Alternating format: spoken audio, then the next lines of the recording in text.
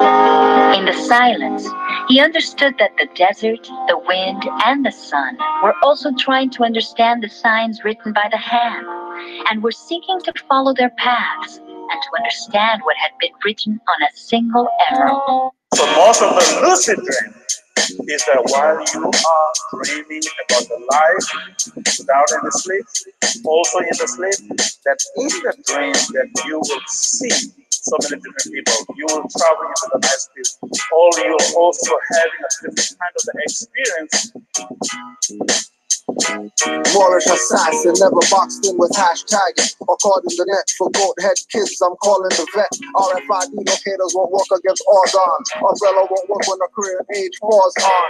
Drenched in Morris science, send the Risha tsunami monsoons. They play with your mental, don't get locked in their rooms. They're goons, bend your thoughts like spoons and mushrooms. Not the Matrix, the atheist, God, us the aliens. Step off the spaceship escalator, which goes towards the lasers. Blink now, standing in mazes beneath skyscrapers. Bodies covered with talk, transparent, it's apparent. The being under the talk can't have an earth parent. Looking like the predator, but the hair really was looking like locks. I'm shocked, seeing signs of the no more and when the spaceship docked. That you may feel that I have done in the past time, or I've done, or I met this person sometimes, but you never remember and you have no idea where you met those people and where you done these things.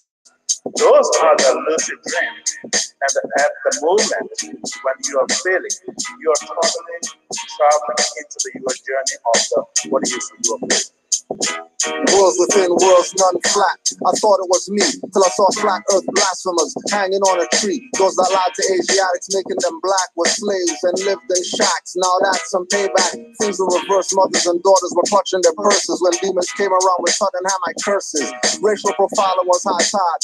Mules were marching in their own communities, committing arson, pulling Mozart's trucks to try original Denny. Second Amendment got him running, but he hit many, stomping on devil skulls at the top of his lungs, telling me, get in the truck. Don't you know there's no remedy? If you get bitten by one of them, young man, there's no telling what would happen when the zombie's blood mixed with melanin. Some say we'll go back how it used to be. Us no longer in a superior but a minority. Others say you'll rather be dead than have them in your mind. You go crazy when your thoughts and theirs combine. At the same time, zombie reached through the window. I punched it but woke up with my hand through a window. Experience of the 5 elements into your body. Fire, air, earth, and all the air, space. Those, when they're turning into your body, sometimes fire can be touched with your consciousness. Sometimes the wind will be stronger with the consciousness. Sometimes earth will be stronger with the consciousness. Each element, when they are strong, connecting with your consciousness, then you are feeling a different kind of the dream. Dream, all made from bees. Your brain shaped like a bee head, pine in the middle, enshrined. Had a dream over to Ali. Taste got released, so Moorish mainstream. Real sheets all made from sheets, so fine, only thoughts could cut. Sure being, I'm the spirit vibe, the etheric for you to hear it dually. My raw side got a picture, door side is the Leo. Break seal in the front, back side is the eagle / phoenix. Rise the helix as his powers looking like Moorish snaps.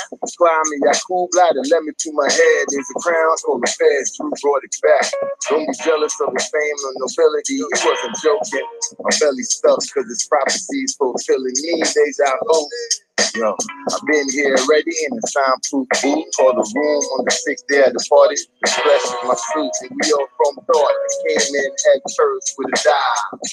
I could talk about travel, I ain't no carry that drive. I'm all up, so it's national pride.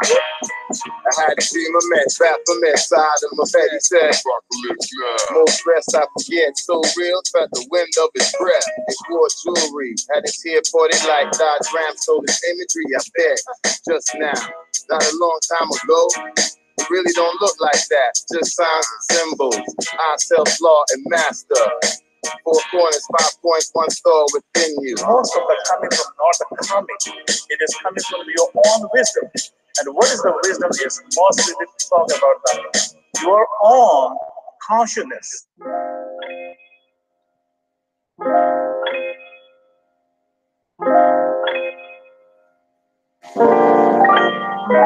Quiet as kept. I lay back and watch the world spin.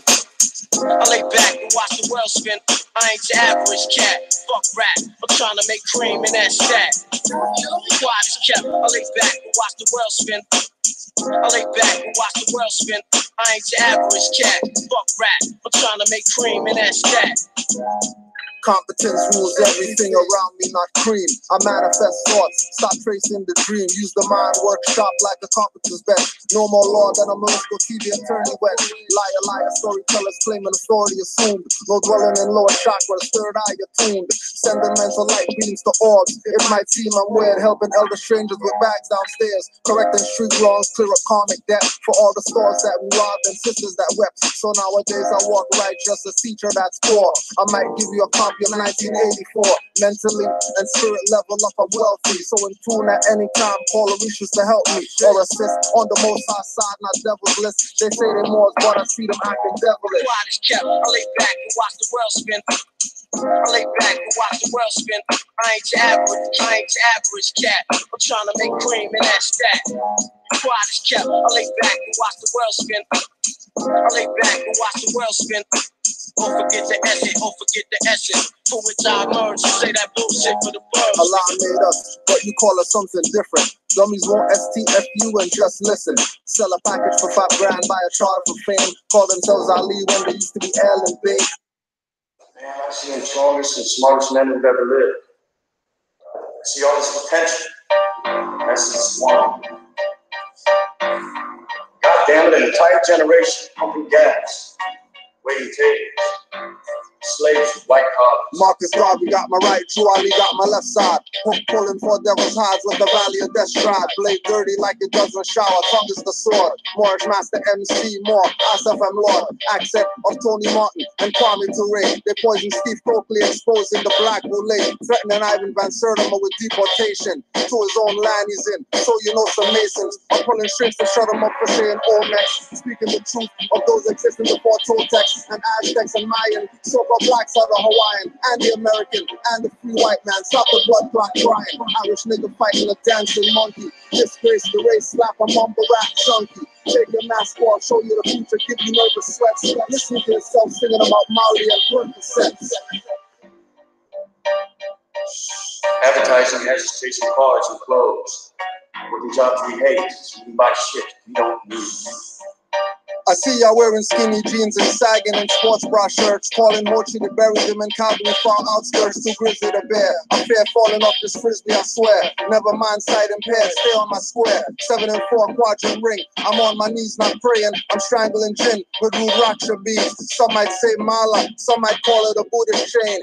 In times of war, everything is a weapon just the same as everything above has a below. Check the facts and so on. If you can find one, ask a pharaoh. What Orion and Sirius have to do with the plateau of Giza? Ancestors thought project place to place like freezer. More scientists, Sufi, shut up and down believers. Make those with little faith become ancestral receivers. Through signs and symbols, rhymes and signals. Either abandon or get your birthright like a retriever.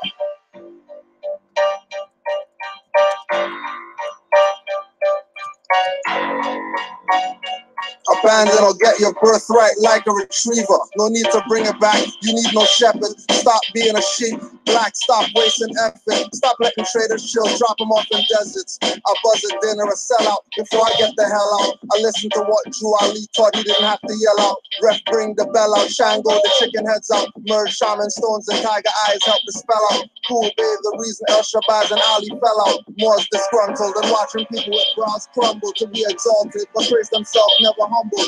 Begging for props, what the segregation, but calling the cops. They're calling them racist after someone gets shot or beat to a pulp or choked out.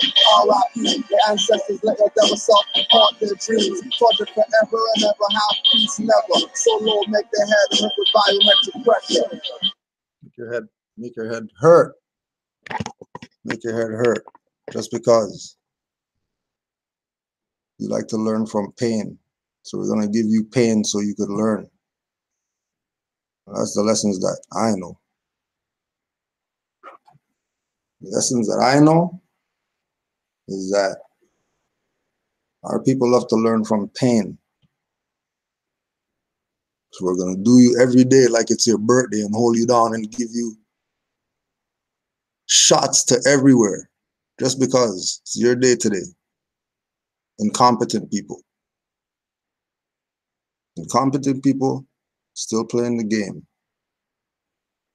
And as usual, people are crazy and they're looking at some titles of people or whatever. So I had to get some real professionals, some real Moors who, simply, they just study. And they saw last night's class and they were like, if we're going to beat them, then I'm going to jump in on the beatdown. Let's beat them.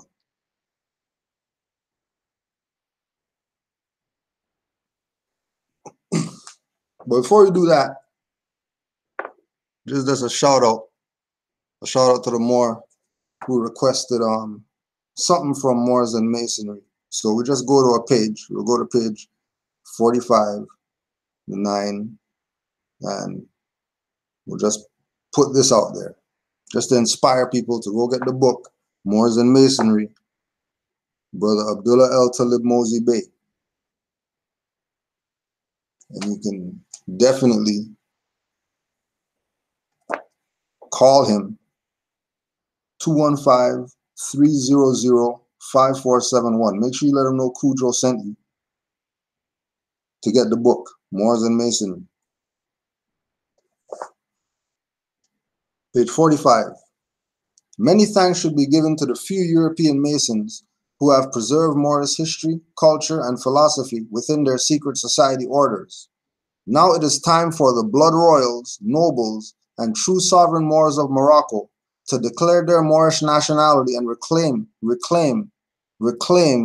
their Moorish birthright inherited lands, their Moorish national sovereignty, and Moorish federal government. The name America is linguistically, remember there was somebody in the chat talking this BS that they're American, but they're not Moors. Open up your ears for this part, for all the Native Americans and the autochthonous Americans and all the dark-skinned whoever that make the claim that they are American, but they're not Moors. Open your ears. The name America is linguistically and phonologically connected to the name Morocco. The name America is linguistically and phonologically connected to the name Morocco. The name America, so there's a south one of those, there's a north one of those, there's a central one of those, and then there's islands also attached to that. All of that is America. Nobody's going to debate. They're not going to go bring out some secret file of whatever to prove that wrong. That's just what it is.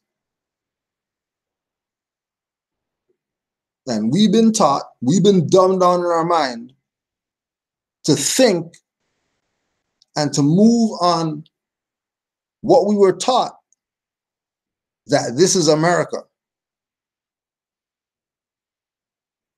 Continent.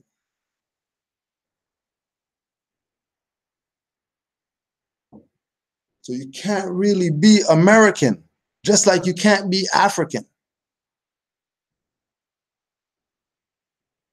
This is why Moors, when they put out literature, they present reference points. And the reference point for you dumbasses is linguistically and phonologically. Don't ask, well, you didn't give proof that America is Morocco. You just said linguistically and phonologically. That's the proof. Go check the linguistics of it. Go check the phonology of it, and you would see that it's a well-known fact that America is Morocco.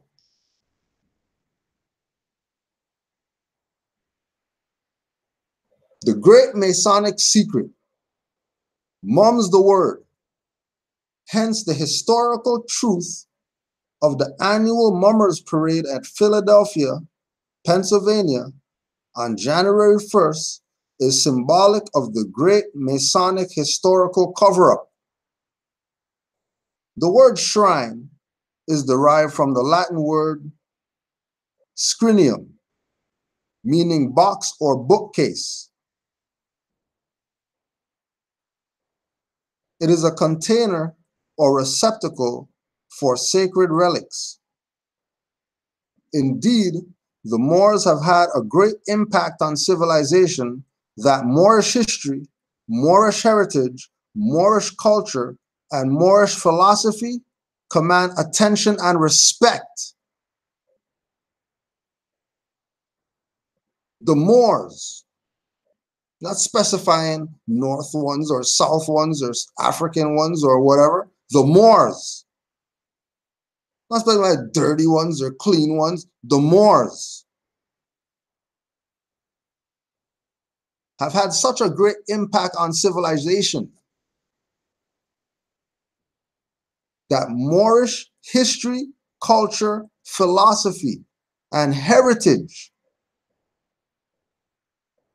command attention and respect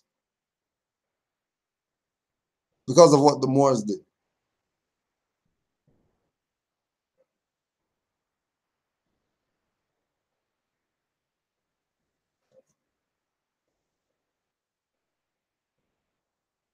Exposing the history of the extensive diplomatic relations between the Moroccan Empire and the European powers will reveal to the public the true political reasons why the European Masons have created a shrine honoring the Moors.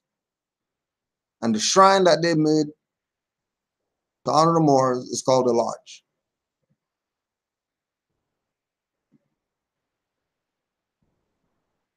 So know that they have more science in the lodge. It's not some European whatever. So we just wanted to put that out one page so you can, not even a page, 2 paragraphs.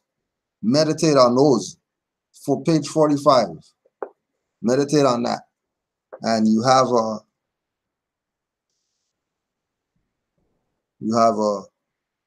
211-page book, including bibliography.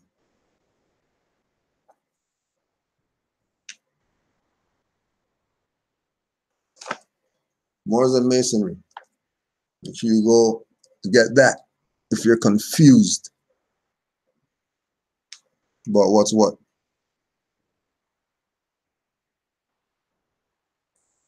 And then before we move on, we're going to quickly deal with something. I'm sure the Moors have something for this one. But someone put in the chat, and this is a bae, by the way. I love you guys and all that. It's cool. Why don't you guys do what the so-called Indians did? They got up enough signatures and went before the government and made them recognize them. Any Moors have anything on that question? It's this brother Yusuf Mutadiel. I saw that in the chat.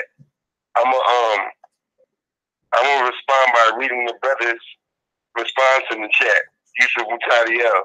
If those are the so-called Indians and the government is de facto, what was recognized exactly?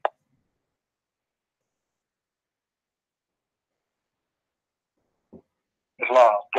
If the government's de facto, then those are just say so-called that, Indians. Just say that again. Say that again. That they didn't hear you. It's because he wrote it. He wrote of those, they're so-called Indians. So if they're so-called Indians, which is a fraud, and the government, we all know, is de facto, what was recognized exactly?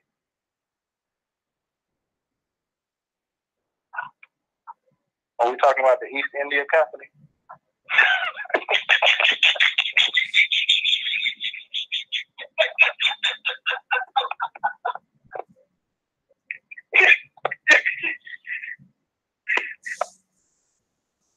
That's a good question. It's a good question, boy. Because there's no such thing as an Indian, so who are you asking to be recognized by? And what government? Who? What government recognized them? Who's the government? If it's not Morocco, if it's not the Moroccan government, the Moorish government, then it wasn't recognized. It's Morocco. If you let something do that's abandoned that deals with commerce recognize your bloodline, that's fraud.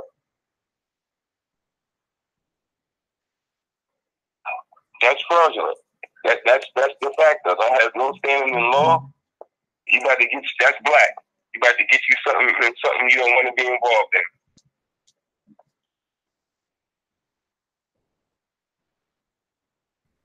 Right? And then it goes back to the thing with Brother Abdullah Bey. That Brother Abdullah Bey is talking from the perspective of Moors.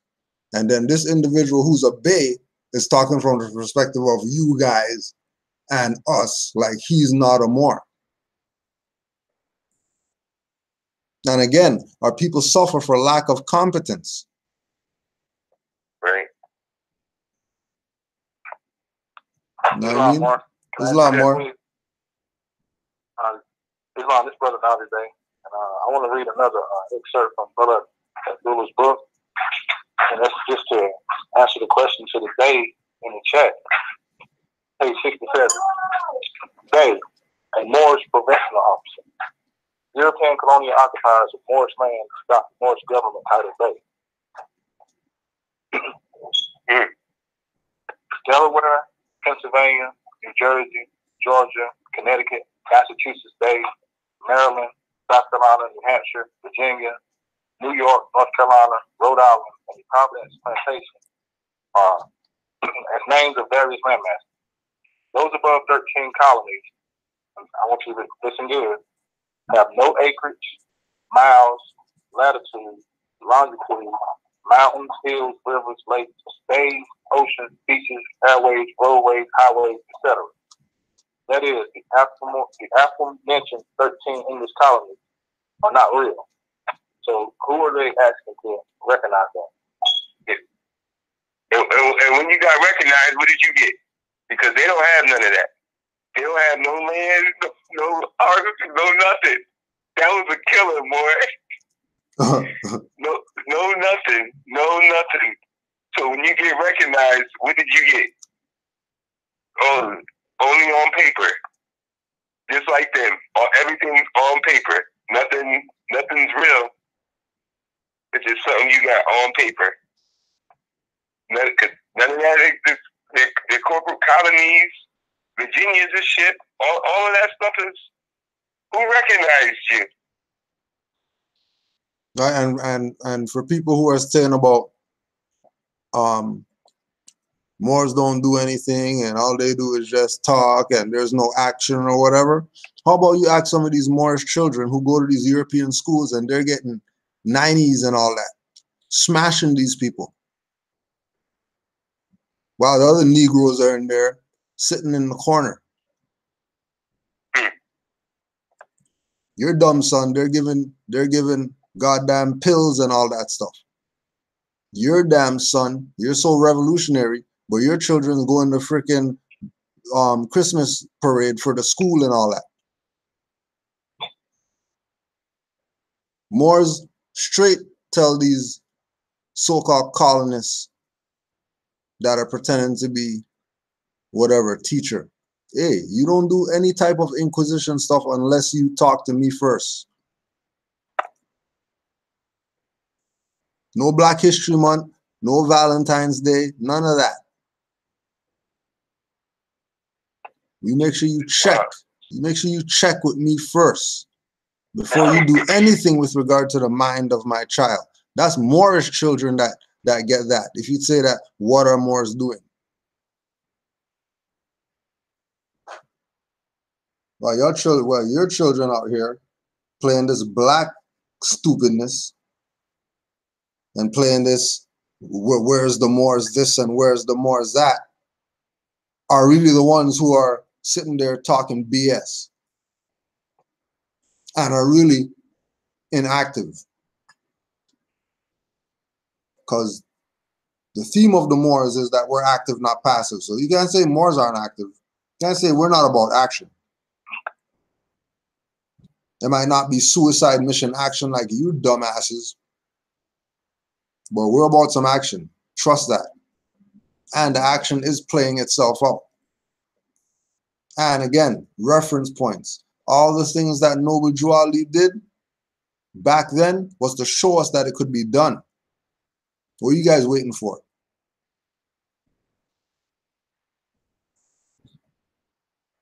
Islam. Can I add on to that? There's a lot more. Okay. The fact that you bring up the children being in school. Now, I got two quick ones. Now, with my son's 10 years old, and he goes to that Roman venue or whatnot, but he knows, he knows. So, one of his homework assignments he got the other day. He did his homework assignment. I got it hanging up on the refrigerator right now. That's why, for the evidence too, for the facts. So on his homework, my son, he always scratches out name and he puts title, writes the word title. Well, on his homework assignment, it's quote unquote about American Indians, and that's what the homework assignment says. It says for each group of the Americans, read and follow the directions. So what they got is a bunch of pictures of what was here, and what the pictures are is pictures of what the colonists made and what the quote-unquote Indians would make. So the questions underneath, it says, make a sketch to represent this group's settlement experience. But it says the group American Indians. So what my son did, he crosses out the word Indian and puts more. Right on his homework assignment. He puts the word more, crosses out Indian and puts more. And for the picture, he draws a castle. So it says that they want him to draw a description of what the Moors did when they were here. He started drawing castles. The number 2 question was, write one sentence to describe the group settlement experience. My son wrote, the Moors, so-called Indians, never settled because we were already here. This is my son writing this down. I'm reading it off the refrigerator. Number 3, it says, look at the collage, all the pictures. Write the letters of the group's contribution. So now you're supposed to put A through E, which pictures the so-called Indians did. My son wrote A, B, C, D, and E. Why? He wrote, my ancestors invented all of these things. On his homework assignment, his teacher wrote, excellent. Nothing was wrong on his homework assignment. So if the colonists in their school system are saying that what my son wrote was correct, what's wrong with these guys? He crossed out all of that BS and put the correct things. Teacher wrote excellent on his paperwork. No issue. Crossed out Indian, put more. Drew castles. They try to categorize us and said that what settlements did we make here? My son said, we made everything.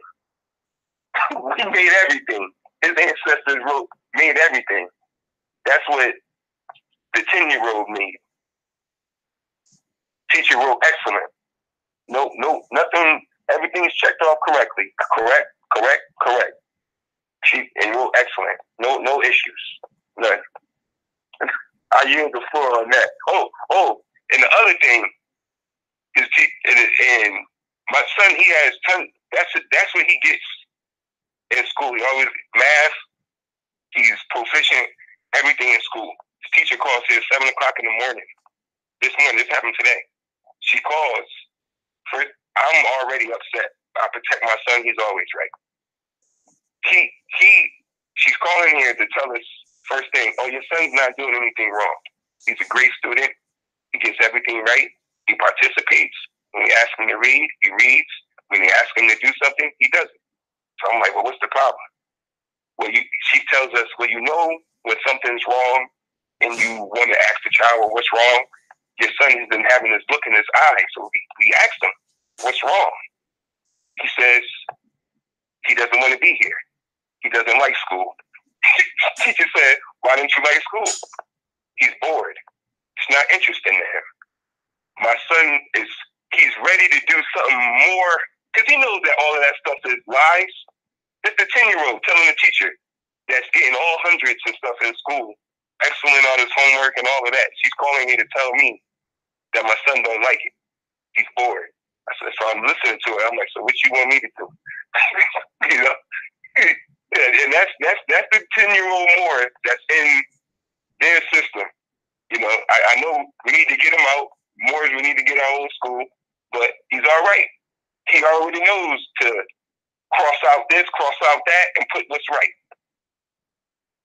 And I yield the floor. I just wanted to add that in on that one, on my son. There's a lot more. There would be evidence of your son already knowing how to exist in contracts. It's fine. What? There was an offer. He made his considerations, and his teacher accepted. So the meeting of his demise is then calling you the next morning, verify what your son has already been doing. Wow. That is real. And this is the teacher. That homework assignment bugs me out, man. I look at it. I be like, she didn't. Usually they'll call home or something. Now I know they ain't doing it no more. He said, no call home. No call home. Just excellent. Excellent! Exclamation mark. What color was it?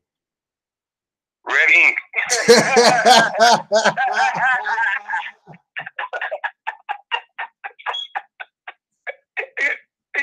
Red ink. What color is it? Morris asked the best question.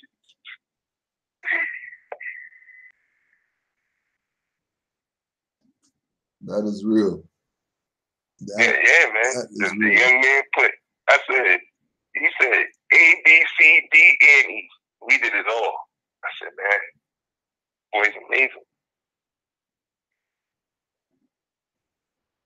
And you know, when you study, you read about, you know, how you choose your parents and stuff like that. I always, you know, the stuff we know, you know, and I look at the stuff he does, and I know, you know, he chose his parents and stuff like that. I be looking at him like, I don't know who you are, but you're him. You're him.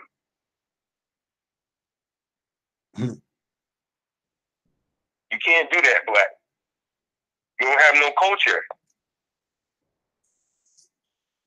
You think your history stuff. You Black? Your history. I guarantee you, your history started on the slave ship. I guarantee it. There's a lot more. I just noticed in the chat that somebody was saying something about using foul language and what the prophet said about that. That's the same one that's calling itself Black. How fouler of a language can you get in that? Good. It's just something to think about. Islam. It's so much freaking going on right now. Crazy. Okay, hold on a sec. Because I was thinking about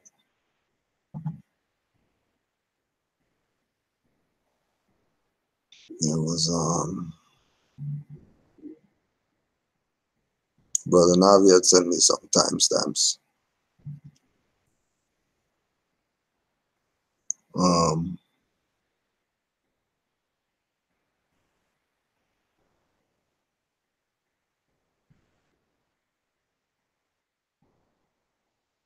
One of them was Brother Navi, if you could talk on the two Moors talking.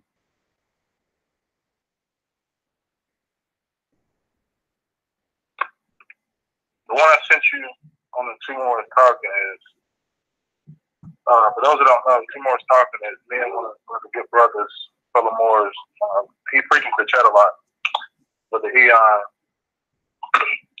and it's this platform where me and Brother Eon, we talk frequently, and we just decided to take an everyday conversation that two Moors have with each other and just allow others to listen to it.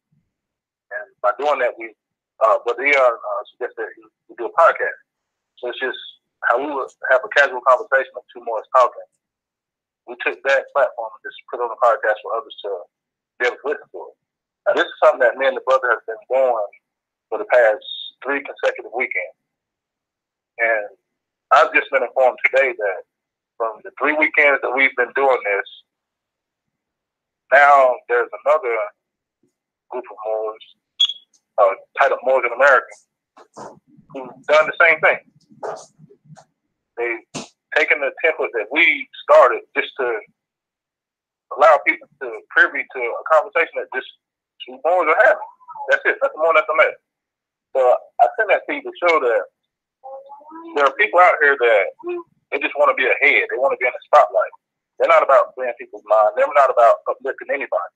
They just want to say, hey, look at me. Look who I can sit next to. And they just didn't sit right with me.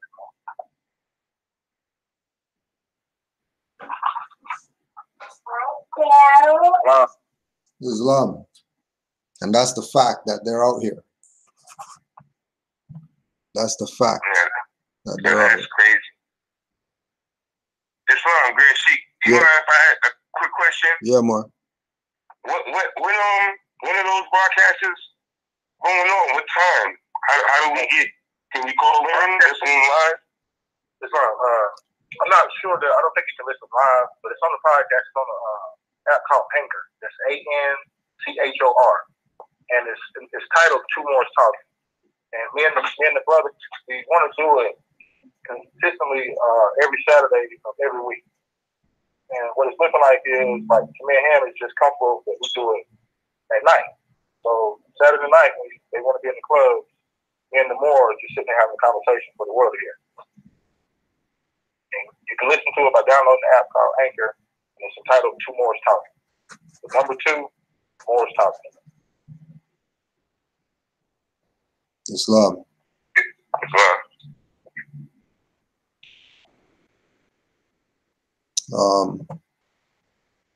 So we'll just put some of these out, and then the Moors could just put their parts on it.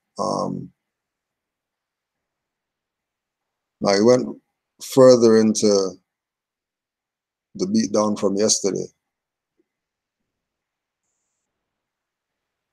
There was a conversation about a brother being mad because the Moor didn't defend the nigger, but he defended the cracker. Because the Moor didn't tell the nigger that he's not a nigger. He told him that he's a Moor. When that's BS, because Moors stay telling these Negroes, you know you guys are Moors. They could play whatever games that they want to play.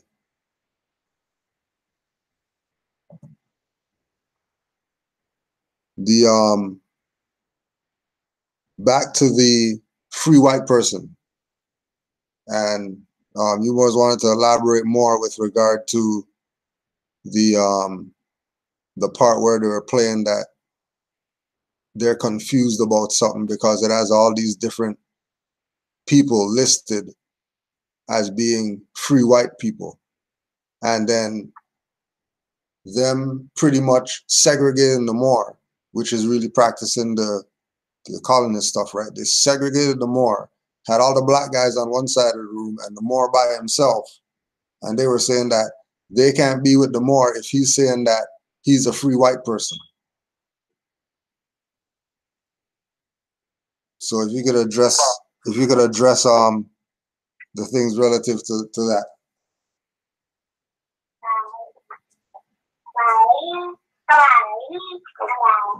First of all, him trying to group more than he's sharing that with so-called, however you want to identify those people. Status and nationality is not about complexion. So you can have, quote unquote, different shades of hue, having been listed as free white person. So it's not based on your skin tone. It's based on your pedigree and your bloodline. So you have an amalgamation. So that would literally take care of there being different shades of Moors. Now, there's not going to be any black and white so-called people because that's just Johann Friedrich Blumenbach, Carlos Bonilla syndrome to the forefront.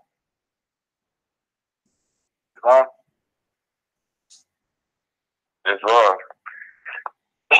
and to add on too, if you now in the video, what he did was too with you can see all the emotion going on with the brothers too. Because soon as Polite's playing if you're not black or with the brothers, he's trying to play the white man, the more being the white man game or whatever. But clearly, yesterday during the video, the whole time the brother is explaining to Polite about free white person being a status. Polite clearly understood and comprehended what the brother was saying. And then he wanted to, now when it came back to, the brother asked him, is he a white man? Polite said, no, I'm a melanated, dark-skinned brother. And I said, like you went right back to complexion, which is not ancient. That's a modern concept, doesn't go past the 1750s. Now, the game, first you got to see the game. We don't even have to go into it because he knows. He knows. He's just playing games. He knows. He knows you got to have a nationality. We've seen plenty of videos with Polite saying, can't say you're black. It means you're dead legally. That's him verbatim. You know, you don't want to be black. You know, get yourself in something you don't want to be part of. This is all Polite's words. He knows you can't be saying you're black, but he still wants to play the colored game in front of the people for the fame and nobility. He's not here to uplift all of humanity. Clearly, look in the video. He's playing games, causing disunity with us when we're supposed to be trying to unify with each other. Look now in the barbershop, you had all the ignorant, sleepy Moors on one side, and the one Moor standing by himself with his birthright, because this who you would call that's a Roman. Polite being a Roman, causing disunity in the uplifting of fallen humanity in the Moorish paradigm or whatnot, in the Moorish nation. Polite's doing it by himself, right there, showing you, like, oh, no, just, you know, I'm gonna be with the brothers over here, you know, and then like the Moor by himself. But clearly, Polite knows that white is a status, but he wants to play the complexion role for no reason. And then he starts going in on the Black's Law Dictionary, how free white person is being labeled as pale complexion when they're talking about the lapse, the sins, or whatnot in the Black's Law Dictionary. But all of those people are Moors. All of the Greeks, the Teutonic peoples, all of it, the Germans, all of them people were Moors. All you got to do is do some reading. Only people who weren't Moors was the Slavic people, who they say in the free white person, they said the Slavic descent were called free white person. There's a document you can find. It's called tell you right now. The Sakaliba. That's the Arabic word for Slavs. Sakaliba. Saqalba. It's called Slavs in the Arab World, Part 3. And it has a breakdown of, it says, time has come to mention the Slavs who arrived in the Muslim world, occupied Spain. These can be subdivided in two groups. One consisted of slaves of Slavic origin, who were recognized as highly valued commodity there and the other were Slavic warriors who voluntarily became mercenaries in the services of Arabic rulers. And then it breaks down. It says,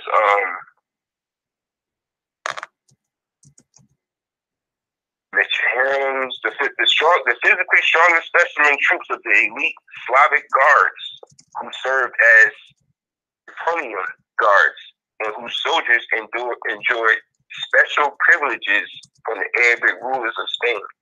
So when the Slavics became mercenaries in our armies, they would get special privileges to get free white person status. We would give them that privilege of having that. And just like when me and the brother was building earlier, he said it perfectly. They reversed it and they doing it today.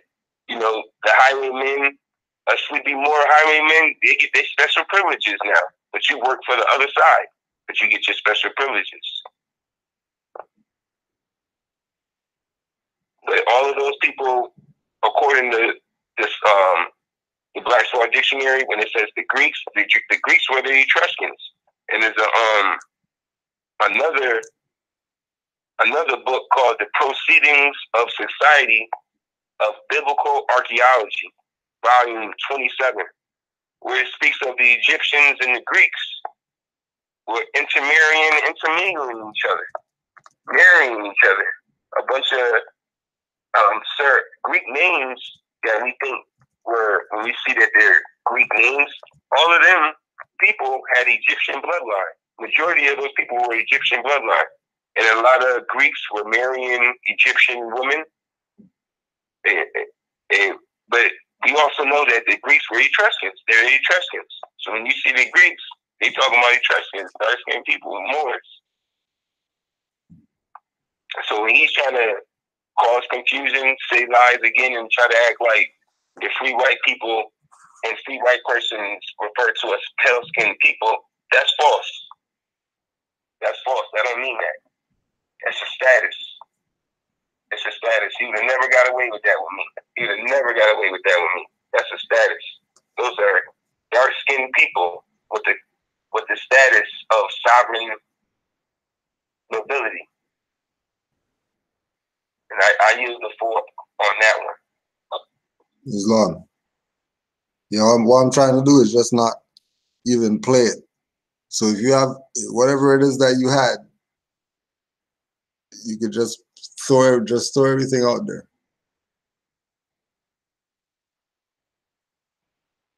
Okay. All right. So in the Black Swan Dictionary, where he was talking about the European Jews or intermixed with the Celtics. Now the Celtics, when you do your history, the Celtics were the Druids. Now when you look up Druids, the Druids are high-ranking officials in Egypt.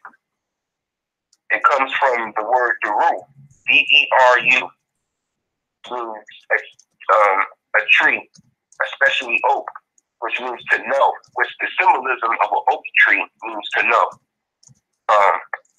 It was a member of the learned class among the ancients. Okay. Then I did the history, I did the origins of an oak tree. Because the Druids, who are known as the Druids, which goes back to Duru, which means the oak, which means to know. So I made me go look up the origins of an oak tree. The oak tree is over 85 million years old. And its first fossils have been found in Georgia, in quote-unquote southern United States. So the oak tree origins is from here. And then you go back and you can, like we talked about, you check the map, Georgia, you can type in Egypt, Georgia, and you can type in Cairo, Georgia. All those places still exist in Georgia right now to this day. But the oak tree itself is 85 million years old and it's native to here. But when it talks about it in history, they talk about the Egyptians being the Druids and that being over there. But the oak tree itself is native to here.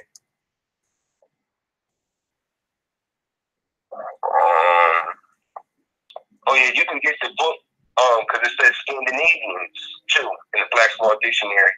It says that the Scandinavians are classified as free white people too. But if you get the book Scandinavian Britain by William Gershom Collingwood from 1908, he speaks of sorry, 1 second. Okay, he speaks of the Marine, the German king, Saint Marine, we all know of. But in this book was mentioned in the Smithsonian magazine that I got it out of, and it translated the saga of Marine, which was talking about the Scandinavians. It says he was all black, and as I tell ye, his head, his body, and his hands were all black, saving only his teeth. His shield and his armor were even those of a Moor, and black as a raven. Now that was for the Scandinavians. And got another one.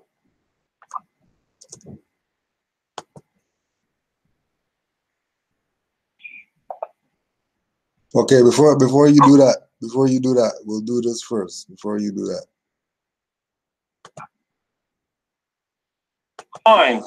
When you're dealing with etymology, the science that treats of the history, the true meaning, the science of words, you're dealing with the true meanings, their origin, their proper matrix, their proper classification. Then you go into definition. Are we clear? So even without going past the second paragraph, we've already dismissed this argument. You see how simple that is? Because when you have an education, you don't need to go deep into stuff. You just go onto the surface and dismiss it. If you know the rules, it's just like this. If we say, brother, how much is 2 and 2? Sister, how much is 8 and 8? So let's go to China. Ask them the same thing. Is it a matter of interpretation? Same thing goes with law. There are principles that are involved all over the planet. There are universal principles that are called common law. From the common law, the ancient traditions and customs of humans on the planet is derived the civil law that comprises what is known as constitutions. And that common law trumps all of those statutes, codes, etc. And with a knowledge of your nationality and your birthright, you revert to the common law to trump any ens legis that's created by these European colonists that create these brand systems under the 14th Amendment, and also crushes this argument. You don't need to waste your time on this. You just need to know what the nature of it is and that he's in violation of law. Coming here trying to be a voluntary slave to appease his other brothers and sisters like there's some pride. What pride is it in giving up the birthright of your ancestry? What pride is it coming wanting to say, I want to be a slave? What pride is in that? I mean, like he's getting deep. Afrocentric. Really?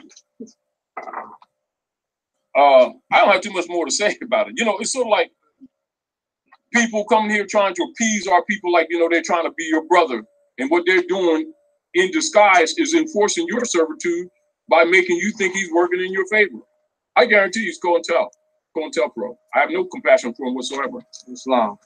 I'm also, you still got I'm also looking at the fact that what he's doing is exposing them. Oh, yeah. It's really not even about him, but what they really upset with him is because they do this with most people, they naturalize. Yes. Right? But the part of their state is they're not supposed to expose this stuff. So what he's doing is really exposing something that they're doing, which they're really upset with him about. That's one reason. Because he made it a law case. Exactly. And so it must be addressed. See, it must be addressed. But again, and this is my whole point, and I'll agree with you because I didn't immediately look at it that way. Because Drew Ali had made this argument, we're already in 101 years already. And this stuff is still being debated, which should not even be debated. The baby come up here and she look in the dictionary, the debate is over. The Grand Sheik came here and read United States law on citizenship and dismisses it. It's not even debatable. You comprehend? You know, and we go right in the law book and it dismisses it. And so it's obvious, you know, you can take any beings who don't even know any of this stuff, and in 5 minutes clear us all up for them by going to a dictionary in the law book and to expatriation on citizenship. It's just that simple. And it's a matter of them just simply purging their habits. But the truth is there, meaning that we didn't take all year, you didn't have to take a semester in college to learn this stuff. All you need is to have educated people share their education with you. And the Moorish Science Temple of America is designed to give you an education. And it's beautiful, like what you're saying. See, because once something is taken into what you call a law case, they can't just smooth over. They've got to argue their supports. He's got to argue his supports, and they have to rebut. They make a position, he must rebut. And in doing it, it goes on to the public record, and it creates what you call precedence. You see, so it's obvious, you know, that he's Asiatic, right? And it's obvious that Moors are all around the planet. You comprehend? Mm-hmm. Now he's bringing up the issue of nationality that has to be discerned. And he's imposing an argument on them that they don't want to hear because it exposes them. Go ahead. Just read this again. It says, all right, Mustafa Hefni feels he's been black his whole life. Feels. But check this out. The U.S. government doesn't agree. Wow. He's declaring something that's unconstitutional. And they're admitting it's unconstitutional. But you tell these Asiatics this, they're going to disagree too. Yeah. You tell them that they're not black and they're going to disagree. Yes. And but look at this. That's sad, right? Yeah, but look at this. You know, just like we can look at this on its surface, right? Right? And what happens is people will start taking opinions, or they'll start taking sides, again, just like this, how he feels. Mm-hmm. You don't go by what you feel, you go by what you know. Go by the law. And constitutions are for those who know. Knowledge is for those who know. Knowledge and gnosis means knowledge, means to know. Now, I've got the title in the code. Go ahead. Now, if I'm not mistaken, that's the recent case, right? That's about 878, something like that. No, this is recent. 87. No, this is recent. Hold on. They're recent. No, this is recent. It's recent, right? Now. This is recent. Now. Oh yeah, 78. Okay, now. He came here in 78, but the case is recent. Right. Now, okay, now let's tie this in. What month is this? This is February, right? Yeah, February. Black History Month, they just revealed he's not black. He's white. Yeah. But they got these fools over here. They show the commercial. Lucas comes on with this crap with what Mandela said and didn't allow black kids. I get so sick of that because now this here just revealed everything. Mm-hmm. But they still sleep. This is why I'm saying you're dead. Civil, little more tooth. Dead in the eyes of the Lord. Yes. You don't have no knowledge of it. So you're dead. So we're gonna still continue because you're black, and they're gonna have Negro college fun and all of that crap. You know, and look at the Black Parade, Puerto Rican Parade, the Dominican Parade. Yeah, you see all this stuff. They're all the same people. Now, but this is why the history must be known. Like you go to chapter 47, right? And it tells you about the Super Devere. The Great Super Devere is the transit of the Moors onto the land as the land was separated in what you call a survey, a great surveying between what they would call in the Bible the Septuaginta as the dividing of the land between Ham and Cush. The continental drift. Yes, or those who crossed the river, and this is why we're also called Ibri, or sometimes people say Hebrew, those who crossed the river. Not a different people, we're just those who crossed the river before the great earthquake. Before the Atlantic became an ocean, it was a river. And so what you see, we're Africa on the Kipalan, what you say on the east side, that little hub used to fit right in the Gulf of Mexico. Islam, right? Yucatan. And this is why you will see the ancient cities that they let grow over. The pyramids, the world's largest pyramid was in Mexico City. That was the world's largest pyramid. It was so big that when the Christians tore it down, they built cities, plural with it, not city, cities, for about 300 years until they dismantled it.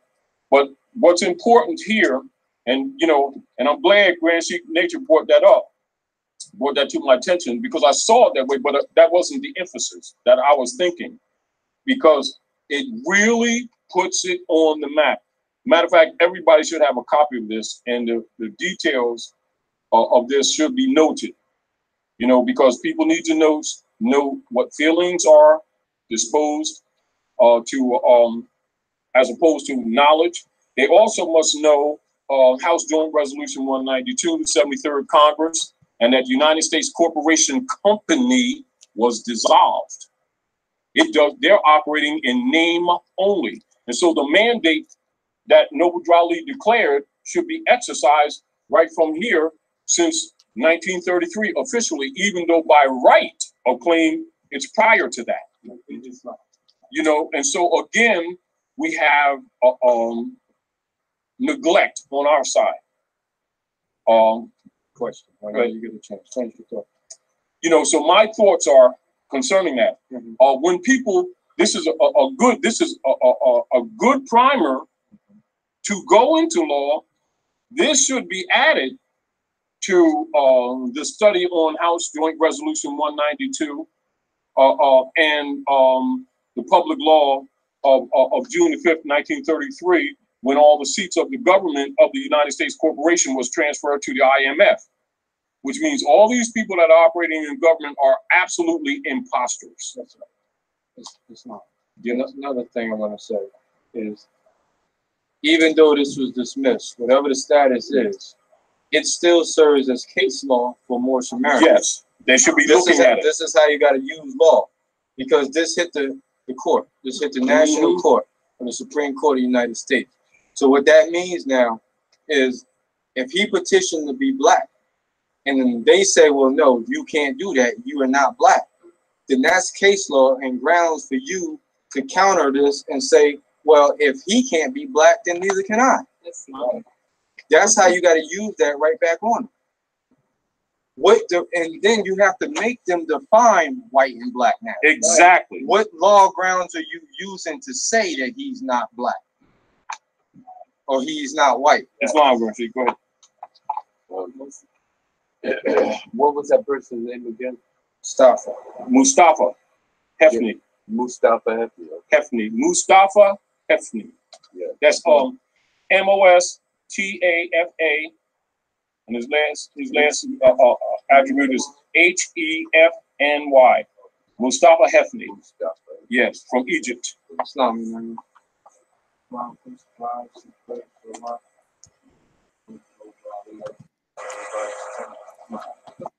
Islam was. So we just wanted to throw that one out there, since we're talking about the free white people and all that, that you have your supreme, or you have their supreme law case, United States versus Mustafa Hefni, the man from across the river who came here as a white person, and he was mad because he knows that the Egyptians are black, and the whoever's are black, and the whatever's black, and these people are black, and these people are black, so why is he white? Another point that is not considered is that the fact that they know to classify him as this status, they themselves were vying on the people being too dumb to even pay attention to this. And it's only because of Moors talking about this from the right perspective is how it could be useful. Other than that, it's just going to be some black man, white man talk, and they're not even going to be dealing with the facts of the matter, which are all based in law.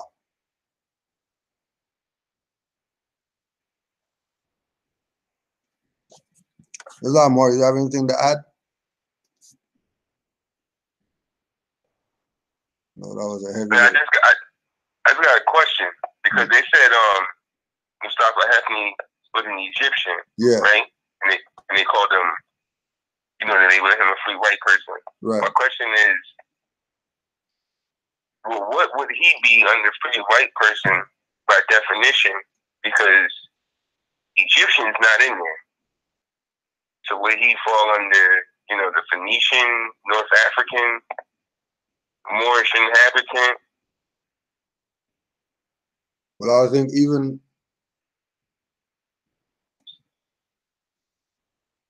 when you look at it being based on the Naturalization Act, okay, you know, they wouldn't have the Asiatics who are white in there. Because it's really limited to the mixed, the amalgamated. Right. Now, if we go to certain traditions, you know that wearing white is pristine. And if they've been doing that for generations, they might have considered themselves white people. That's why they dress in white. Because of the status that white gives them by wearing certain colors.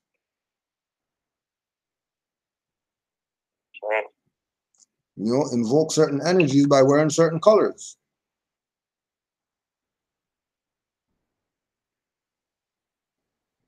You know? Ancient Egyptians wore white to their funerals. Symbolism to being, to go, your soul can go on to the next realm. If they wore black, it meant that your soul would be stagnant and stay here. You're not going nowhere. Oh yeah, and since we're talking about Egypt, Brother Navi, I found that thing that you were talking about earlier. So chapter 3, when rocks cry out. I had seen ancient records that unveiled the world's most explosive secret. Remember, this is another secret now. Remember, the first secret was that America is really Morocco. That was the first secret. Now this is another secret now. Explosive secret, mind you. Egypt had crossed the Atlantic Sea in ships more than 10,000 years before the time of Christ. They had built the world's largest cities in South and Central America and in Mexico. They had united those city-states into a nation that stretched from Brazil in South America, Mexico, and into Africa. I had broken the seal of the forbidden histories. I had found the writings that told how Egypt had built its most powerful empire, and it had happened in the Americas. 3 of the world's most powerful religions had come out of Egypt, and now their most fearful secret was uncovered. More disturbing to some, I had gotten the old maps that showed where the ancient Egyptian cities had stood in the Americas. Ancient writings, including the autobiography left by Moses, explained that a civil war in Central and South America had forced the Egyptians to flee from the Americas. They escaped to the east side of Africa, where they built a second Egypt. That was not, however, the discovery the preacher was thinking of when he called the findings World War III. He had seen the city that ancient Egypt had built in a mountain in South America. It was this city that had stirred his fears and his reluctance. Ancient Egyptians had named their capital city Heru to keep alive the name of one of Egypt's founding kings. The city Heru was eventually called Jerusalem, then Jerusalem, and it had stood in the Americas. It was the presence of ancient Egypt's Jerusalem in the Americas that kept scholars quiet and preachers fearful. When I showed them the old maps and the ancient writings and the forbidden histories. When rocks cry out, just throw that one out there for the people who are in doubt. Remember, we're talking about Americas, we're talking about Morocco. We're talking about some continents because they're talking about they came from Egypt. That's a country. That's not a continent. So why are they going from a country to a continent? Why aren't they? And then, you know, take the two secrets, put them together, and have a mind explosion.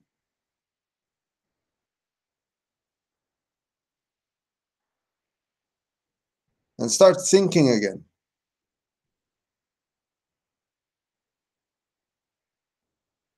There's a lot more.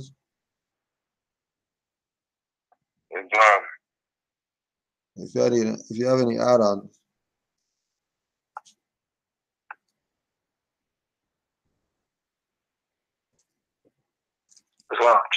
Yeah, please more. This is from Brother King Bay, Moorish Paradigm, Book 7, The Moorish Empire. I will cover the detailed history of Morocco and the early Moorish Empire in D12 and subsequent issues. For now, I would like to fast forward to a Moorish emperor by the name of Muley Ishmael in order to show that the Moorish Empire at that time of the Moroccan treaties was run by the Mandate Sudanese, and thus has a direct bearing on us, the Mandate Sudanese descendants of the Moroccan Moorish Empire. First, let me mention that in 1582, the ruler of Western Sudan was invited to recognize the supremacy of Morocco. Now, the reason why I read that is because the Morocco that everybody wants to point to is the kingdom that was established in 1956. There's a date of 1582, and they're speaking about a Morocco. What Morocco are they talking about?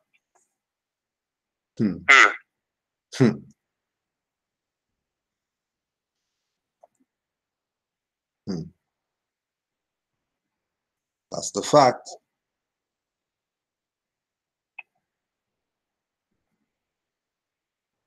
And that's the other thing too. Like you Moors, you guys lay the facts out every time, and then these people in these chats or get on these cameras and they just blurt out things. No, nothing. A more means this, a more means that. Like, where did you get that from? So I can read that. I'm not even gonna do all the bad shit. Just let me find out where you get that from. Yeah. Give a reference point, please. So I can read that. He writes in the chat,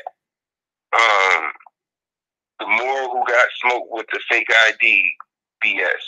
Okay, so if a quote unquote Chinese goes to jail in China and he pulls out his ID and says he's Chinese on it, and his boys in the back said, "See, you pulled out your Chinese ID and you still went to jail." Like, what are you talking about? What are you talking about? Like, those are colonizers that's kidnapping Moors. Like, yeah, that's what they're gonna do. They're gonna kidnap Moors.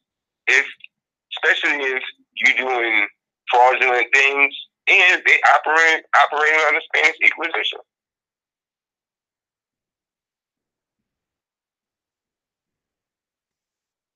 How about instead of we couldn't have saved the Moors who got killed or arrested or whatever, how about the color of law practices those people who did to arrest those Moors or kill those Moors? How about you talk about that?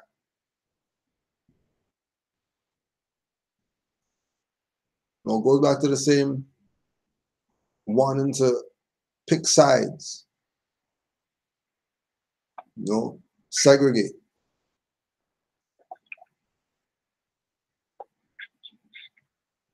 and really not accept the fact and the realization.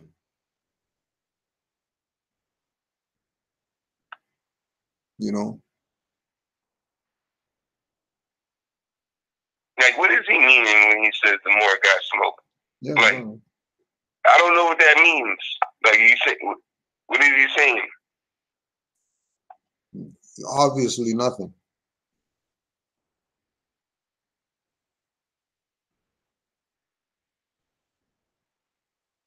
He's saying the more we got shot, the more we got arrested. I don't comprehend.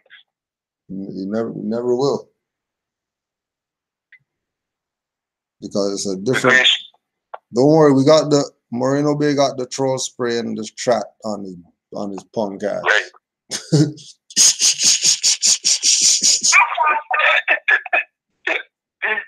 Troll spray for that boy.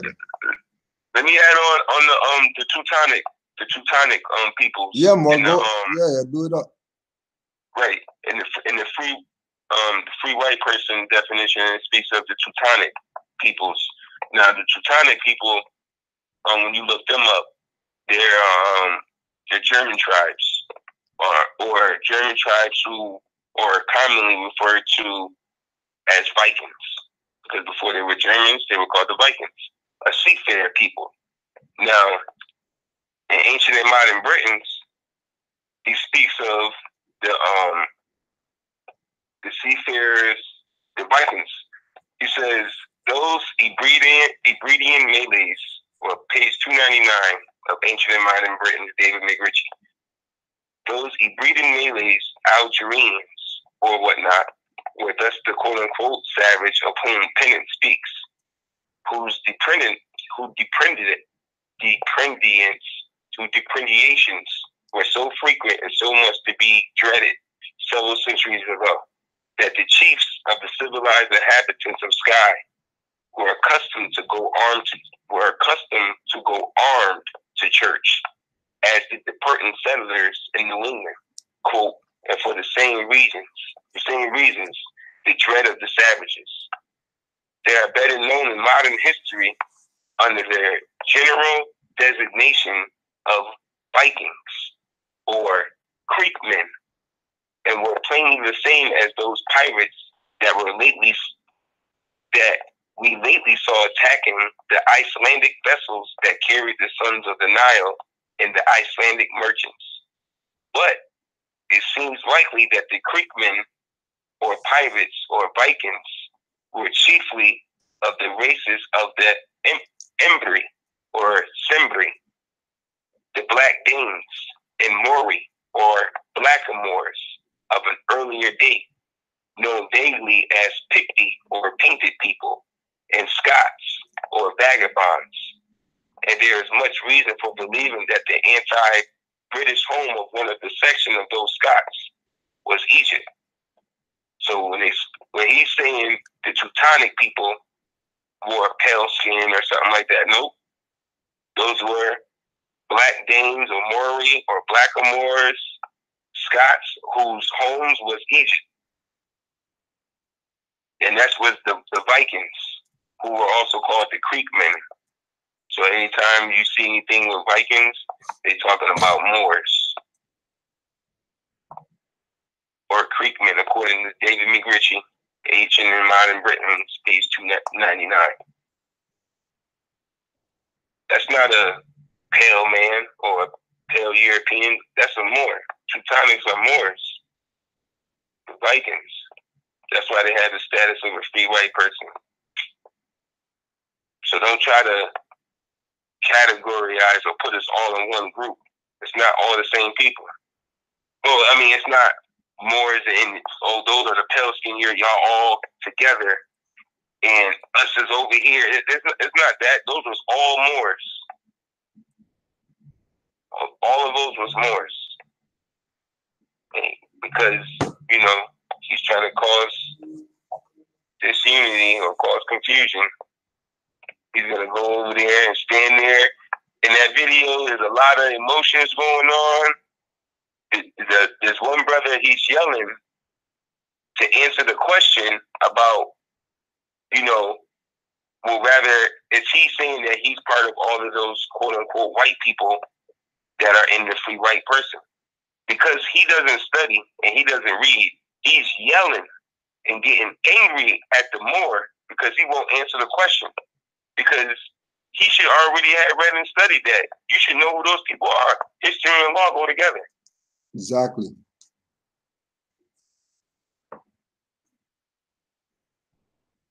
Exactly.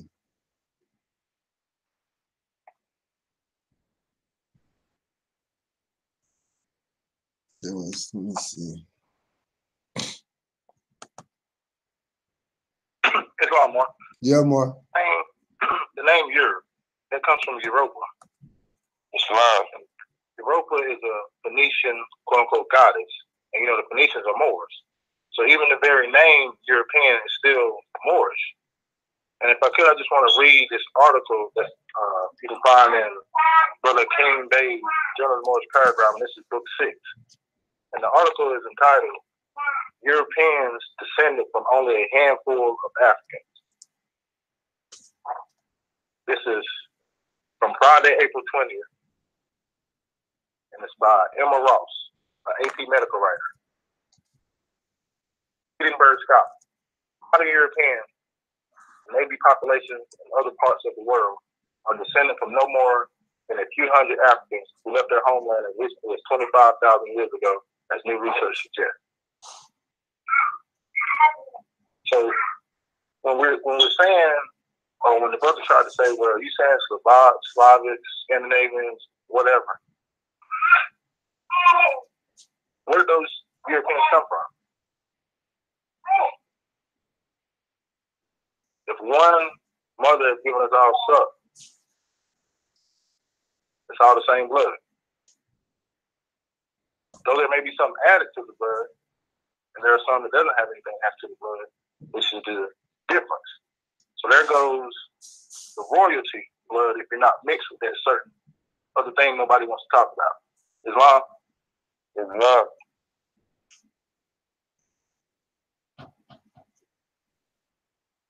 You got something, Yusuf? Yeah, the Moor just murdered it right there. All right. And I'm just going to put this reference out. Brother Jeremy sent this one out. When Rocks Cry Out, chapter 27. Moses returned the curses upon the people's anger, arrogance, and cowardice. Then, in resignation, he revised his ambitions and decided to lead the Hebrews to the cities of the Moabites in eastern Brazil. Moses' father-in-law, the man who had taken in Moses when Moses fled to Peten, was a Moabite. Wanted to bring that up just to show how Moors are in tune, because they don't talk about what's going to go on or whatever, but you were talking about the fact that they were saying how Moabite is only a biblical term.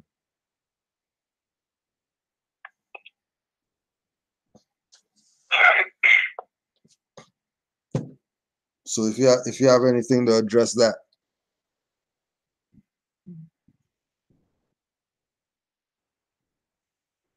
Because it's fascinating to me when people claim to have some superior knowledge, but they resort to the Bible as their reference point for something.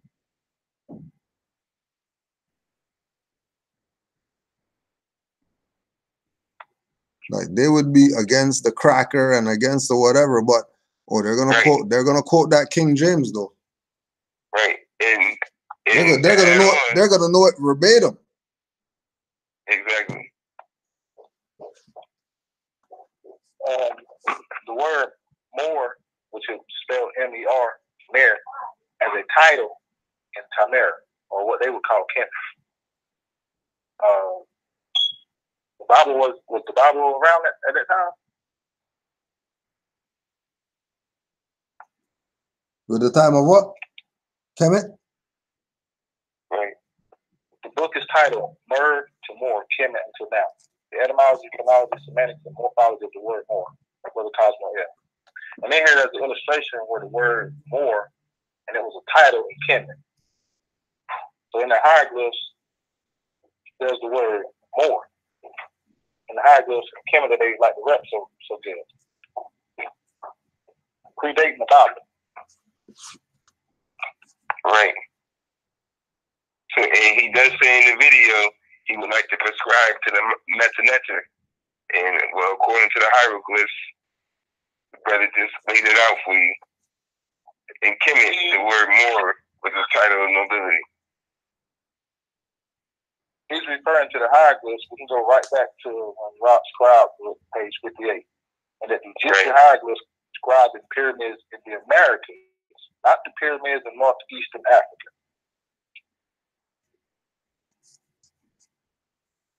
Wow. So if the Moors were here, as the brother stated, 85, or there's evidence of 85 million years, and then there's evidence that the quote-unquote Egyptians left the Americas to build a second Egypt over there. And then the hieroglyphs that are in the pyramids that are over there in present-day Egypt, speaking about the Americas over here, all this predates this narrative that Moab strictly comes from the Bible.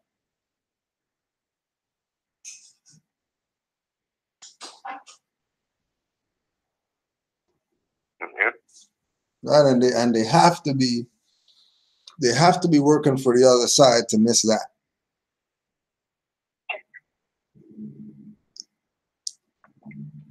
Yeah.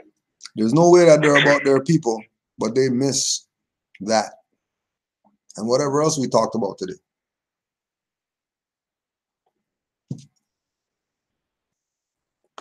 Because he knows. I keep saying that because we know Polite knows. Polite's supposed to be a scholar. He knows that the Bible was allegory, or he's supposed to look at it esoterically. That it's not, you're not supposed to look at it in a real way. None of those stories are real. None of those people really existed. He knows that, but still, it's going to say that the Moabite people were the people who weren't invited to the, what was it, like the circle with God, according to the Bible, he says? He says something like that. Well, according to the Bible, the Moabites weren't the ones to sit around with God at the table.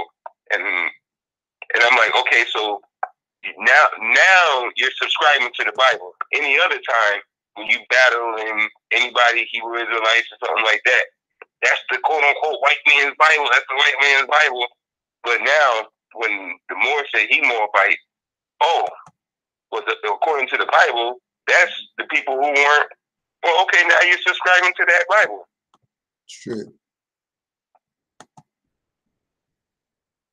When he clearly he doesn't. In any other video, he'll diss the Bible.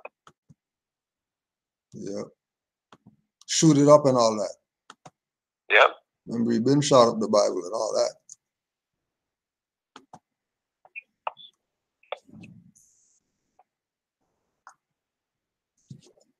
Just gonna put something else out since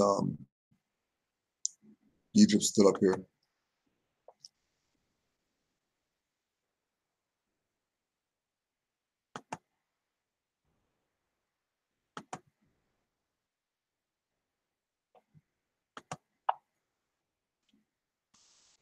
Mysteries of the Ancient Americas. Mysteries of the Ancient Americas.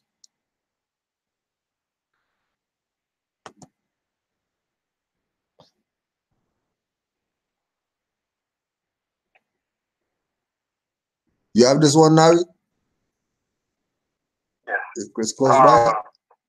History of America, it was just right on, because like I said, I had no idea what discussion was going to be talked about. I just was sharing information. Yeah. How ironic we're making a connection about Egypt and the Americas, and this right here is showing a fez, an old round fez. You can go to the next one. You see the eyebrow one, showing how over here in America they had the so-called might had the same kind of desires on their fez, like that. Mm-hmm. So So it says the striking kinship between arsenic motifs may indicate that the two very different cultures came in contact with each other. The sacred eye of Horus above was one of the most common religious symbols of ancient Egypt. The god Horus was often associated with the ruling pharaoh. The remarkably similar eyes on the intricately worked Peruvian feather hat, they call it a feather hat, right as a boldly styled as the Egyptian design. It was probably worn by a priest or warriors for ceremony.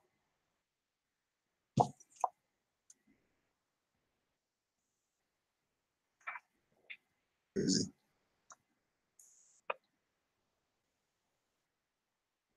That's a fact right there. Every day, all day.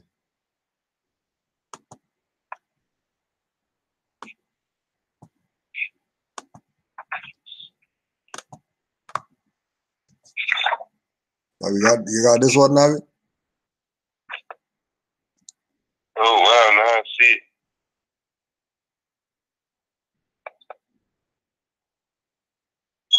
That was just more illustrations of the fairs.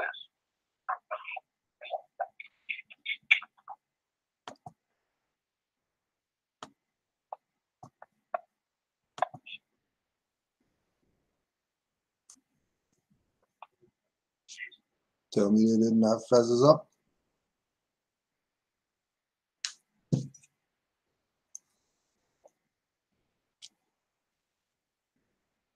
Or at least acknowledge the concept. Where did the book go? Oh.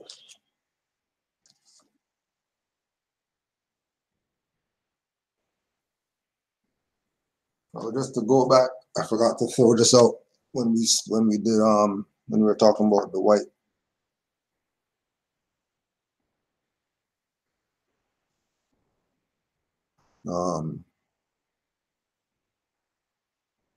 Henry Copy, this is Othello's Children in the New World, Jose Pimienta Bay. Henry Copy also wrote of Huguenot links to Moors and the Carolinas in his own work, History of the Conquest of Spain by the Arab Moors. History of the Conquest of Spain by the Arab Moors. The Huguenot presence in South Carolina dates to the early colonial period.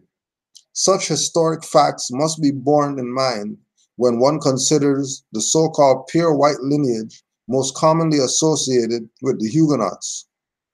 They may have indeed been legally white, but their blood was still mingled with Africa's Moors. A South Carolina legislator named Gideon Gibson Jr. was once challenged by another legislator for being a Negro and therefore not entitled to his right. Hold on more.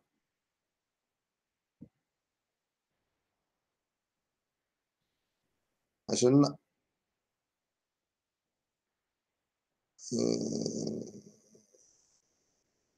A South Carolina legislator named Gideon Gibson Jr. was once challenged by another legislature for being a Negro and therefore not entitled to his rights as a white citizen. Henry Lawrence, a quote-unquote white merchant and political leader in Charleston, sided with Gibson. In defense of Gibson's dark complexion, Henry Lawrence pointed out that French Huguenots were significantly darker than the English, yet they were seated in the state assembly. A prominent South Carolinian named James Pendarvis was known to have been of African ancestry, and yet he was classified as white.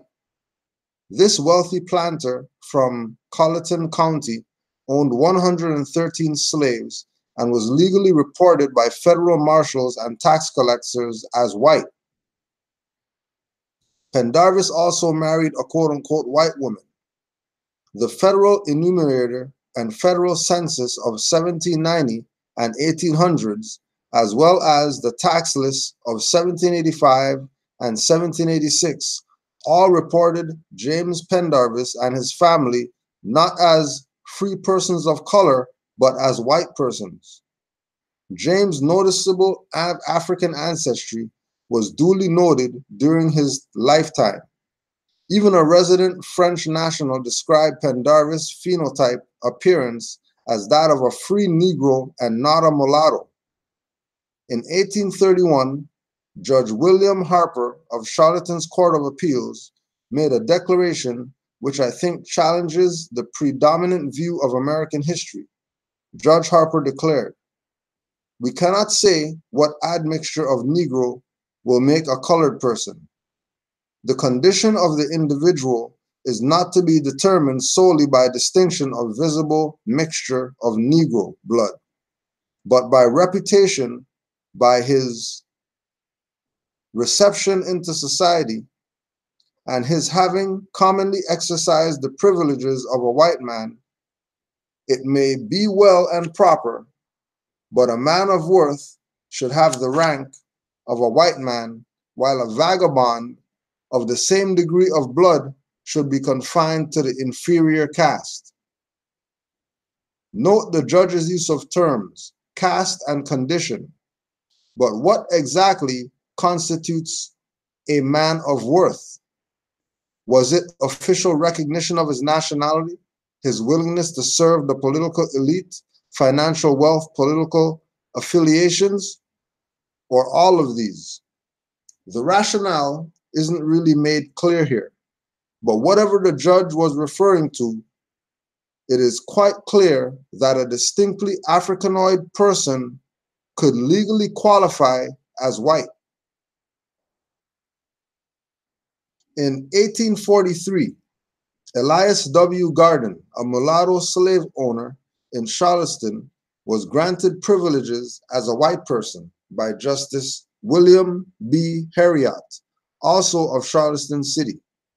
Justice Heriot declared, "Being subject and obedient to the law, Garden was granted the benefits of common kindness and the rights and privileges of a free white citizen."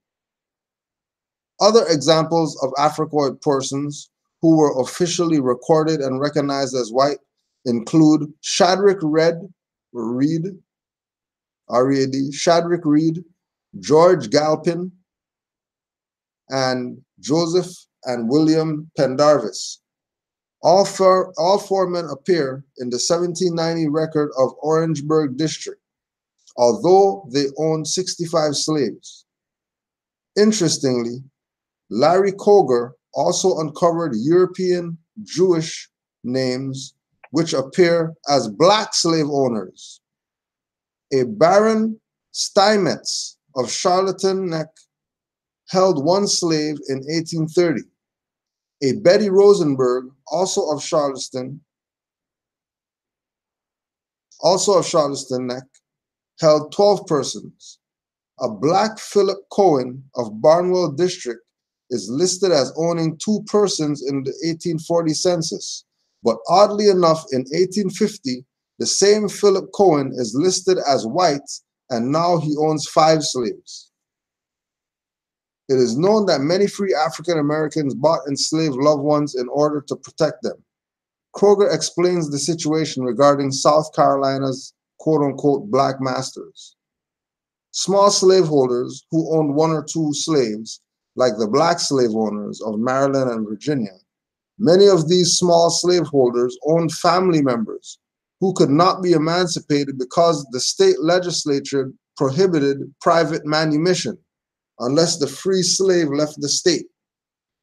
Whatever the reason to stimulate free blacks to acquire slave property, the system of American slavery was a universal institution in which even Afro-Americans became slave owners and occasionally ascended to the ranks of large slave-owning planters.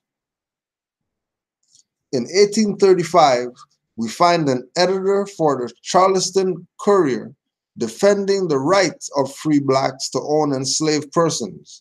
The editor noted, "His right to hold slaves gives him a stake in the institution of slavery.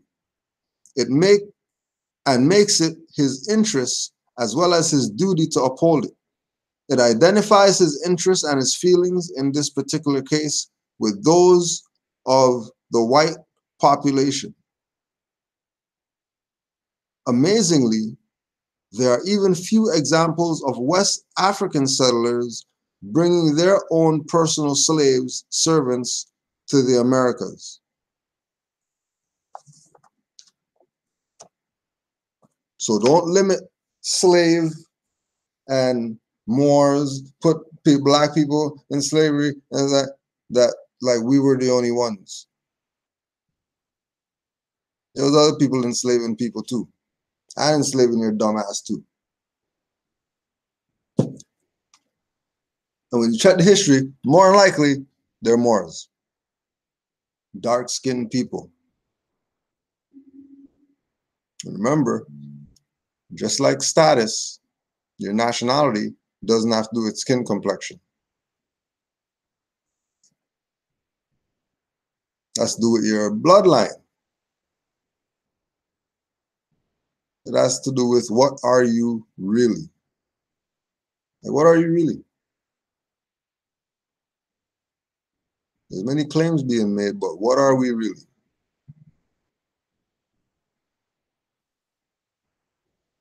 This is Morris. Do you have any other add-ons? Morris. The White Slavery in Barbary States by Charles Sumner. This is coming from page 10. The Slavonian bondman retained his national name.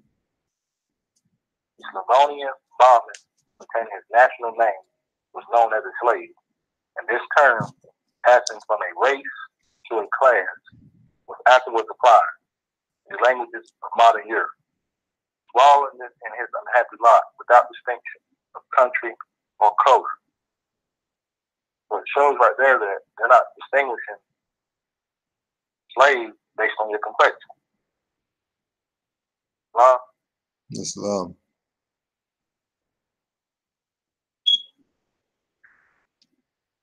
Islam, bro, Yusuf.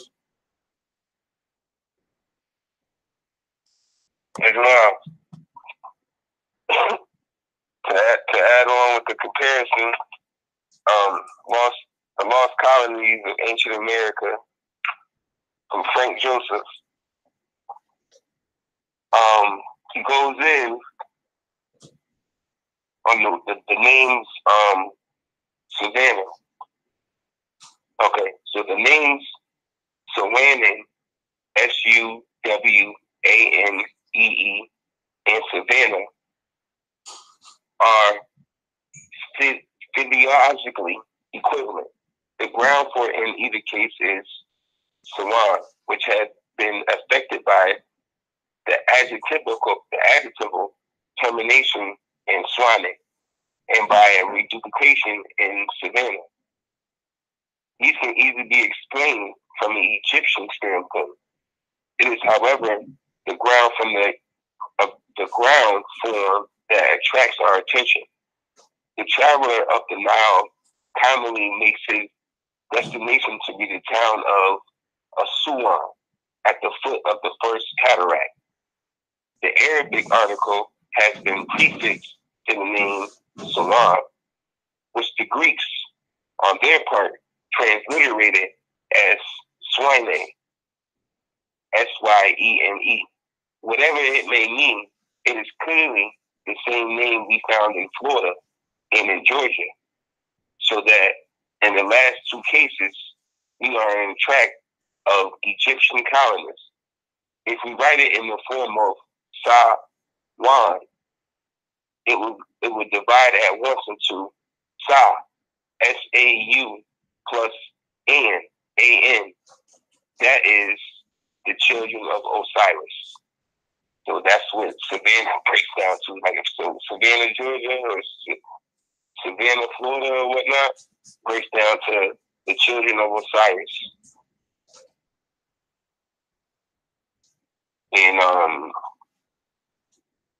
And also in the same book that I couldn't find it, but I know it does break down the word Tennessee, where the word Tennessee means the land of Isis.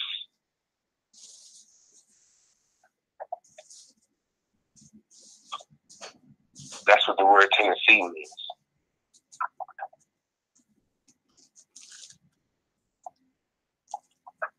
Too much. Too much.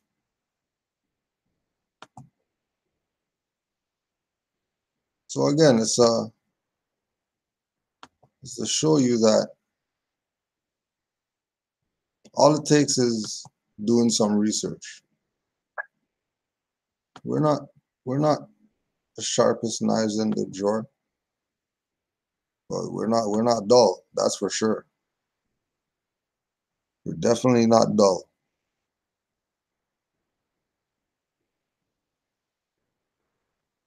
The Lord said that Georgia was laying the tribute of Osiris.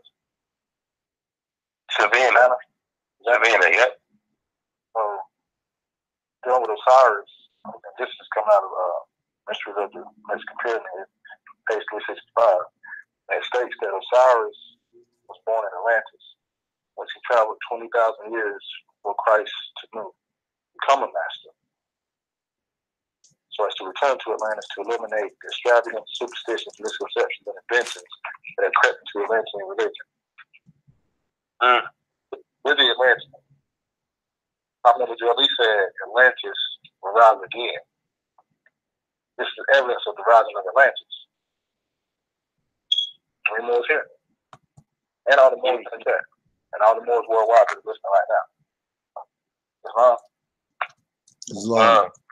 That explains why all the pharaohs were brought back here to be buried. Yep. He came back home.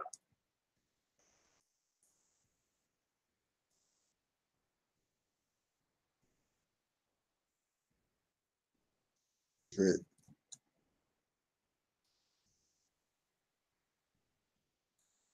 Was there any other points from yesterday?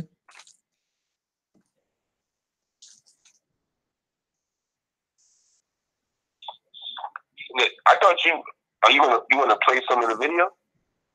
Yeah, we got some time left. We got about 15 minutes left. I just didn't know what part. Like anything, like if you can go to the any of it, really. No matter what right. It's like right. There you go. All right. He talks. You don't even have to go right nothing down. You can respond to what he's saying. Yeah.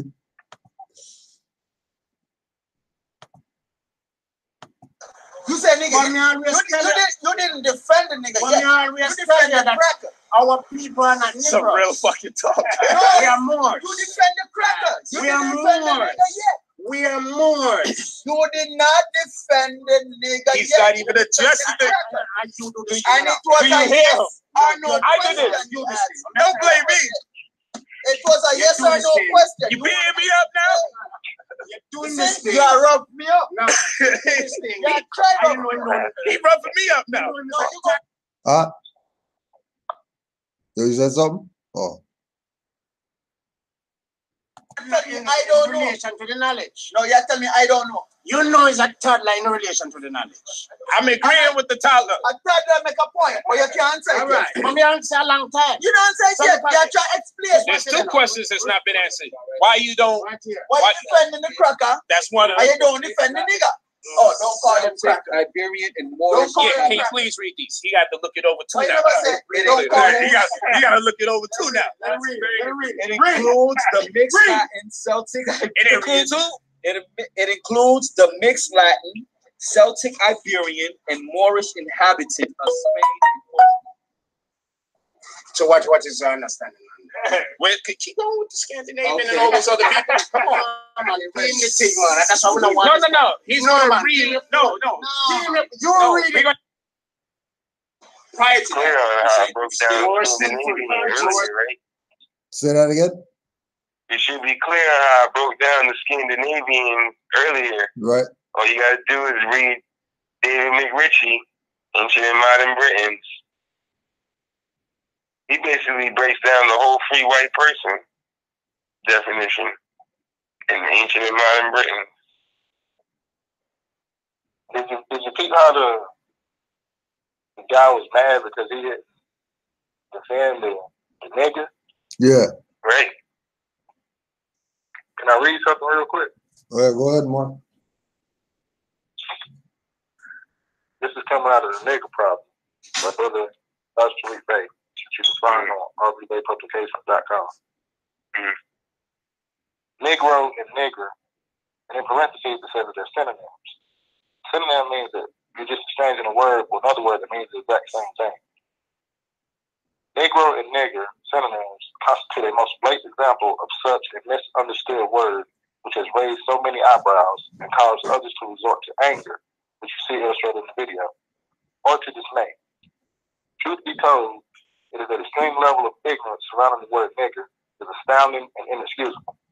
Instead of running and complaining, the wiser among us will choose to apply the science which treats the truth, the origin and the morphology of words, seeking to notice a way of fundamental grammatication, the etymology. There is scientific evidentiary proof that names Negro, nigger are not grammatically truthful nor scientifically applicable when signified to identify the dark olive-skinned natural peoples. Their burnished copper complexion is a divine relationship with the sun and with nature. Nigger is not homogeneous to the consanguinity or pedigree of the original Asiatic dark olive complexion natural people of the earth. Negro nigger is a beast, then a troglodyte nigger, Anthropopithecus monkey ape. Islam.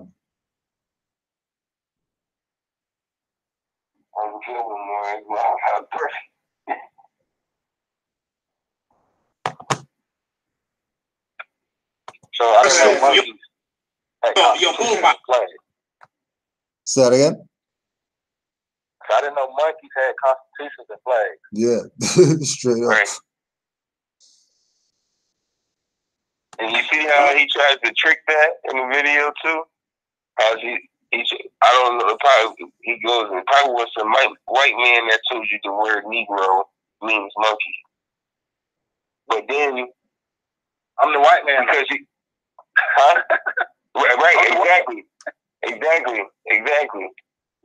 gotta break that down first, and then you gotta, qualify how he's just trying to put, Negro and Naga to mean the same thing. Like, see, like he's doing that purposely. He knows what he's doing. He knows that Negro, what that means, and Naga, what that means. He knows the difference, and still used it like it was interchangeable. Even that's 1700 in Ethiopia. There you go. 1754, if I'm not mistaken. Don't hold me to that, but it's around that time frame. There you go. So, according to J.A. Rogers, 100 Amazing Facts About the Negro, we would call it ourselves Moors for the 1500s.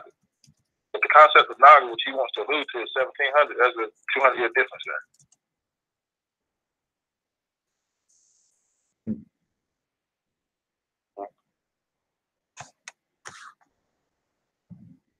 Well,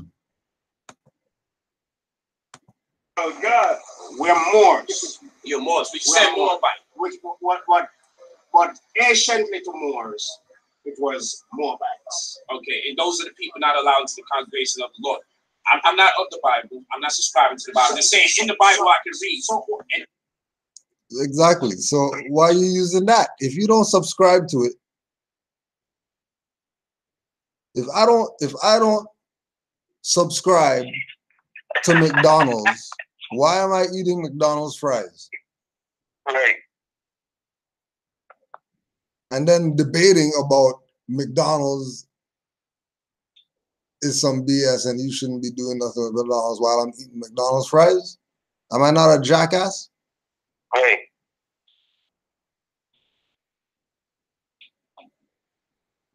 Right. Those people are not allowed in God's congregation. So why amongst everybody else you can be in the Bible? Why you want to be the one God don't fuck with? All right. That shit is crazy. So who are you referring to as God, and who are you referring to? Oh, you want to play this game? Oh man. Yeah, boy. like, you know that he's learned, he's studied, so he knows that by using the Bible, quote unquote, people are going to gravitate towards that. They're not going to necessarily jump on what the Moore is saying right offhand. That makes sense. Meaning that he's going to come from an emotional standpoint, Bible, and then automatically people that are stuck in that concept are going to maybe be turned off to what the Moore is saying. Yeah. Because his is what? To get your finance.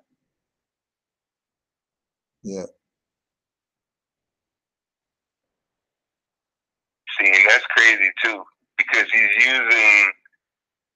knows that his people are sick and that, you know, we were going through mental slavery, and he's using that against them to prove the more wrong. That's crazy.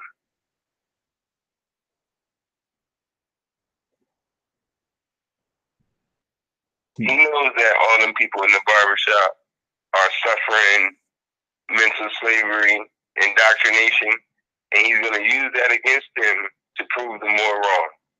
Like, okay, none of these guys in here know anything about law, dictionaries, nothing. Common sense, nothing.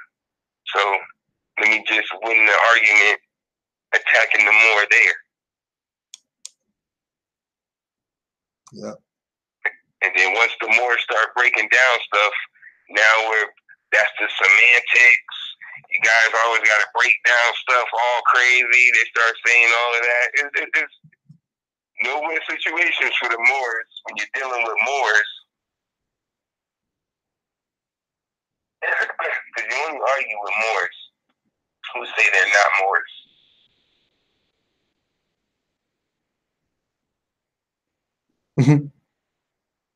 That's the only people you're arguing with. Not once has there any type of debate with a European that we were Moors. I'll never forget, a European came up to me at the park. I was in the park handing out the Prophet newspapers. He just turned around and he saw me in my garb and my fez on, and as soon as he said, "Oh, you're not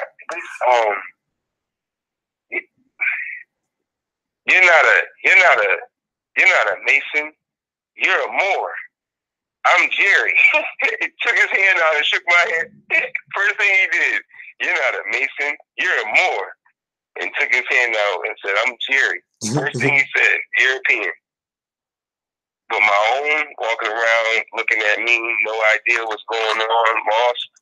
European knew exactly who I was. Knew exactly who I was. You are not a Mason.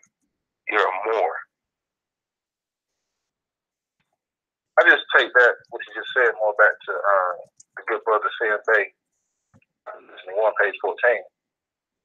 And he specifically says that the Moorish history is in practically every home of the European. Yeah. So no matter where they see you, that they already know. Like right. I said, it's us that I want to say choose not to now at this day and time. Yeah. Choose not to. Exactly. Big difference. Right. Yeah, big difference. And I can that's a fact too, with seeing Bay saying, I'm a living fact of that, because I have a vast library. It's crazy how big my library is. And I've got probably 5 to 10 books from Barnes and Noble or something like that. Every other book that I have gotten from the hand-me-down store, the thrift store, where people are moving or something like that and bring all their books down there for $1. And I know all my Moorish books came from European libraries. All of my books came from European libraries. We don't have books in our houses. Our people don't have books. So I know all of these books that I have. And some of them got their names in them. It was somebody's present. The Alhambra book I have, it has the dude's name in it. His family, Europeans, bought him the book for his Christmas or birthday or something like that. Usually Christmas, right? Right. like you said, Game Muhammad. The book I was reading from of America. I got this from the Goodwill for $1.50. Now what's crazy is I didn't even know it till actually last night that this book was one of the books from Brother King Bay's list of books in the Moorish Paradigm. Oh. Like it's 33 on his list, and I got the book from Goodwill about 6 months ago. Oh. Like, when the brother was reading the list last night, that's what made me really, really, really pay attention to the list.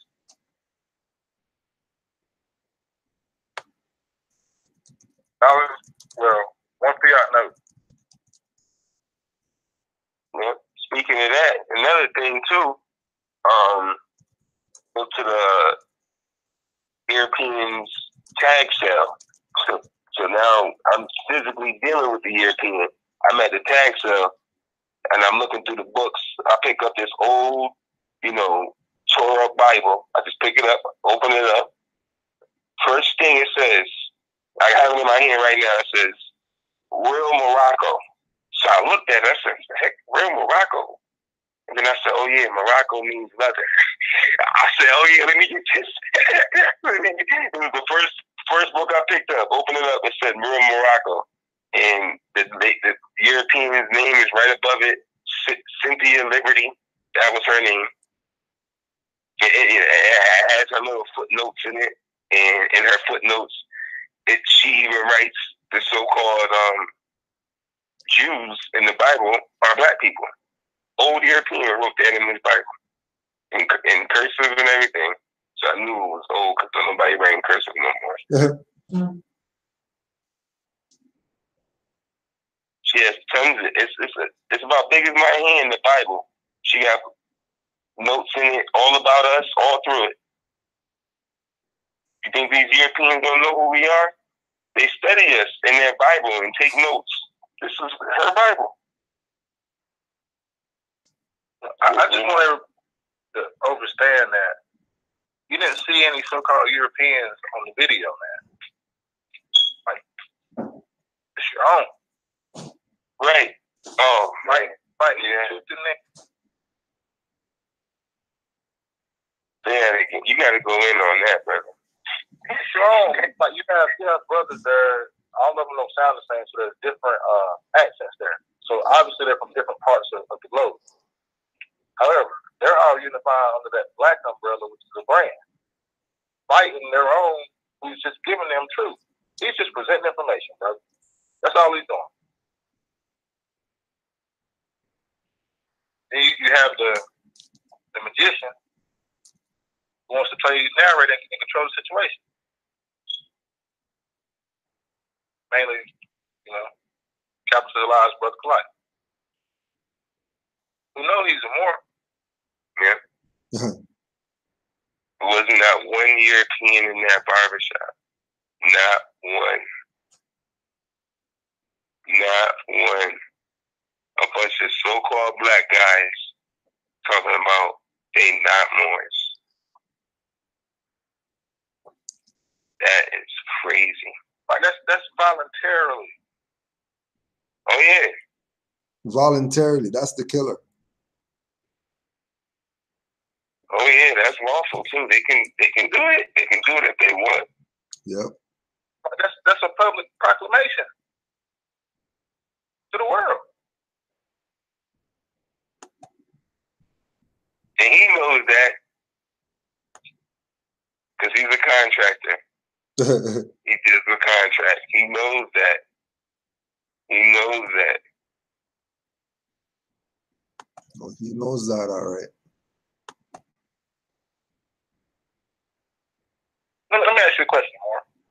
Yeah. How did they get the school guy, Umar? Via social media, right? How did I hear him? Via social media. When he got his little, okay. So you have people that are come in a platform where all we're doing is uplifting fatherly humanity. And not knowing that everything that you type can be used. So you're here. Nobody has any kind of gun to your head. Nobody's forcing you to do anything, and you're knowingly, voluntarily, with willful intent to denationalize yourself. That's beyond sick.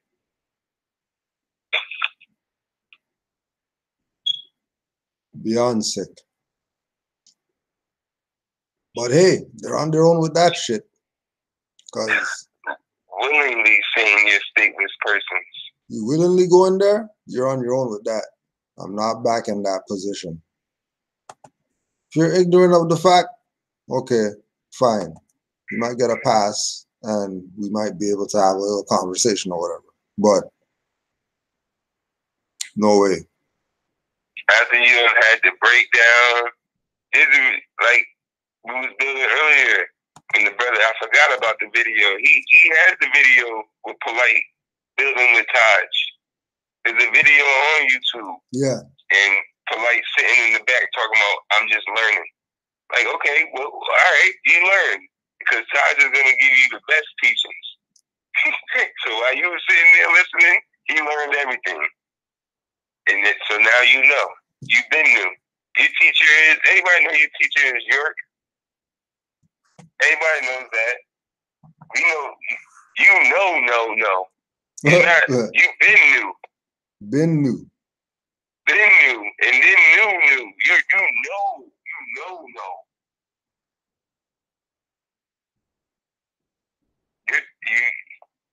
You the one, no matter what Dr. York did, he's still your father.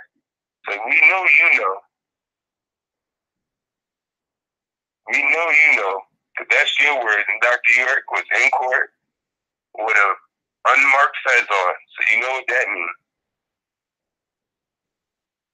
Yep. At the end when he went through everything. So your father is a Moor. Father who he reps too. Right. To this day, right now. Yep. Crazy. Last picture I seen of him, he had a fez on, unmarked. That's the last picture I seen of him. Yeah. Crazy. But you're not a Moor. Your father said he was a Moor. That's your father. That's your father. That's what the Moor should have asked him in the barbershop.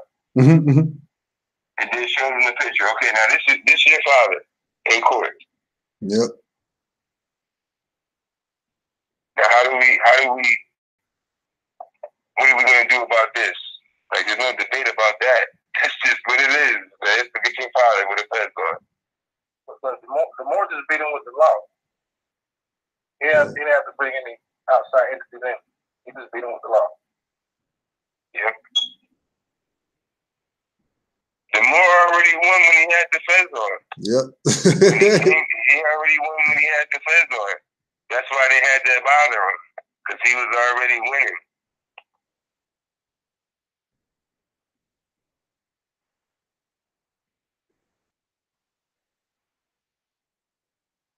Peace and love to all the Moors worldwide.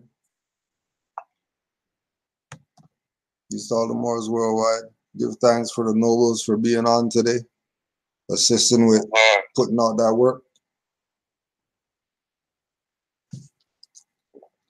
Peace to all the Moors in the chat, holding down their station, holding down their post. Islam.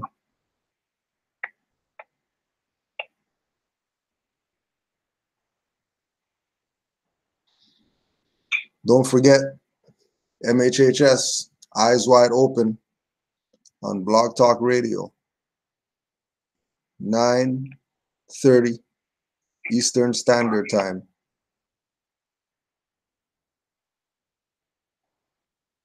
(347) 945 5899. 347 945 5899.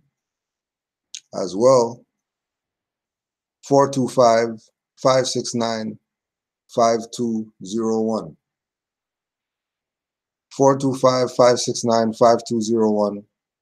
I'll be yielding tonight. Get some rest. But guarantee it's going to be a good session. blogtalkradio.com/MHHS Eyes Wide Open. Islam Moors, any closeouts? Islam and all the Moors in the chat. Give thanks to the Green Sheep. And give honors to the Prophet Noble Ali. Islam.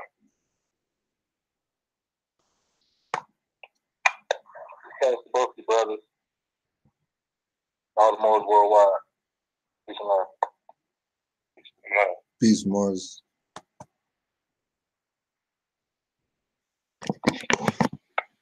People are afraid to pursue their most important dreams because they feel that they don't deserve them or that they'll be unable to achieve them. We, their hearts, become fearful just thinking of loved ones who go away forever, or of moments that could have been good but weren't, or of treasures that might have been found but were forever hidden in the sand. 30 more say the prophet's name won't teach the same universal lessons, keep you slave chains on your brain.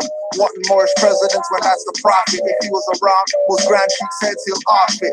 Guilty by association, off your head too, for riding with dirty Moors that made a mockery of Drew Ali.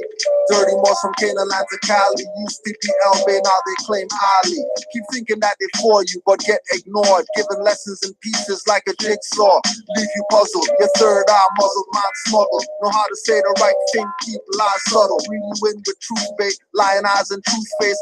Ego Moors make you carry their suitcase or hold their umbrella. He walks like a fruitcake, prophet watching from the soul plane, the route you take.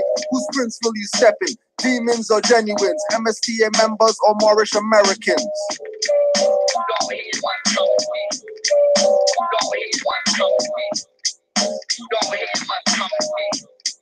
Go ahead,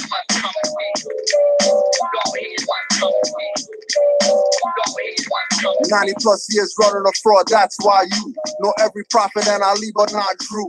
Keeping you away, they have a deep, dirty more crew, causing confusion. This dirty more crew will tell you partial to have chains on your brain when it should be parcel, a free national name. Drew Ali got revenge by Moore's eyes wide open, not Morisco world eyes wide open. For her could make those lips clap, using Frank Gary, Brother Larry, journalist traps. Homoerotic, stray cat Moors, dissing the mothers, putting blame on active Moors for current gains and others. Fake profits, heads on the coin, and pictures next to the noble. Today the treasury balance is zero, the total.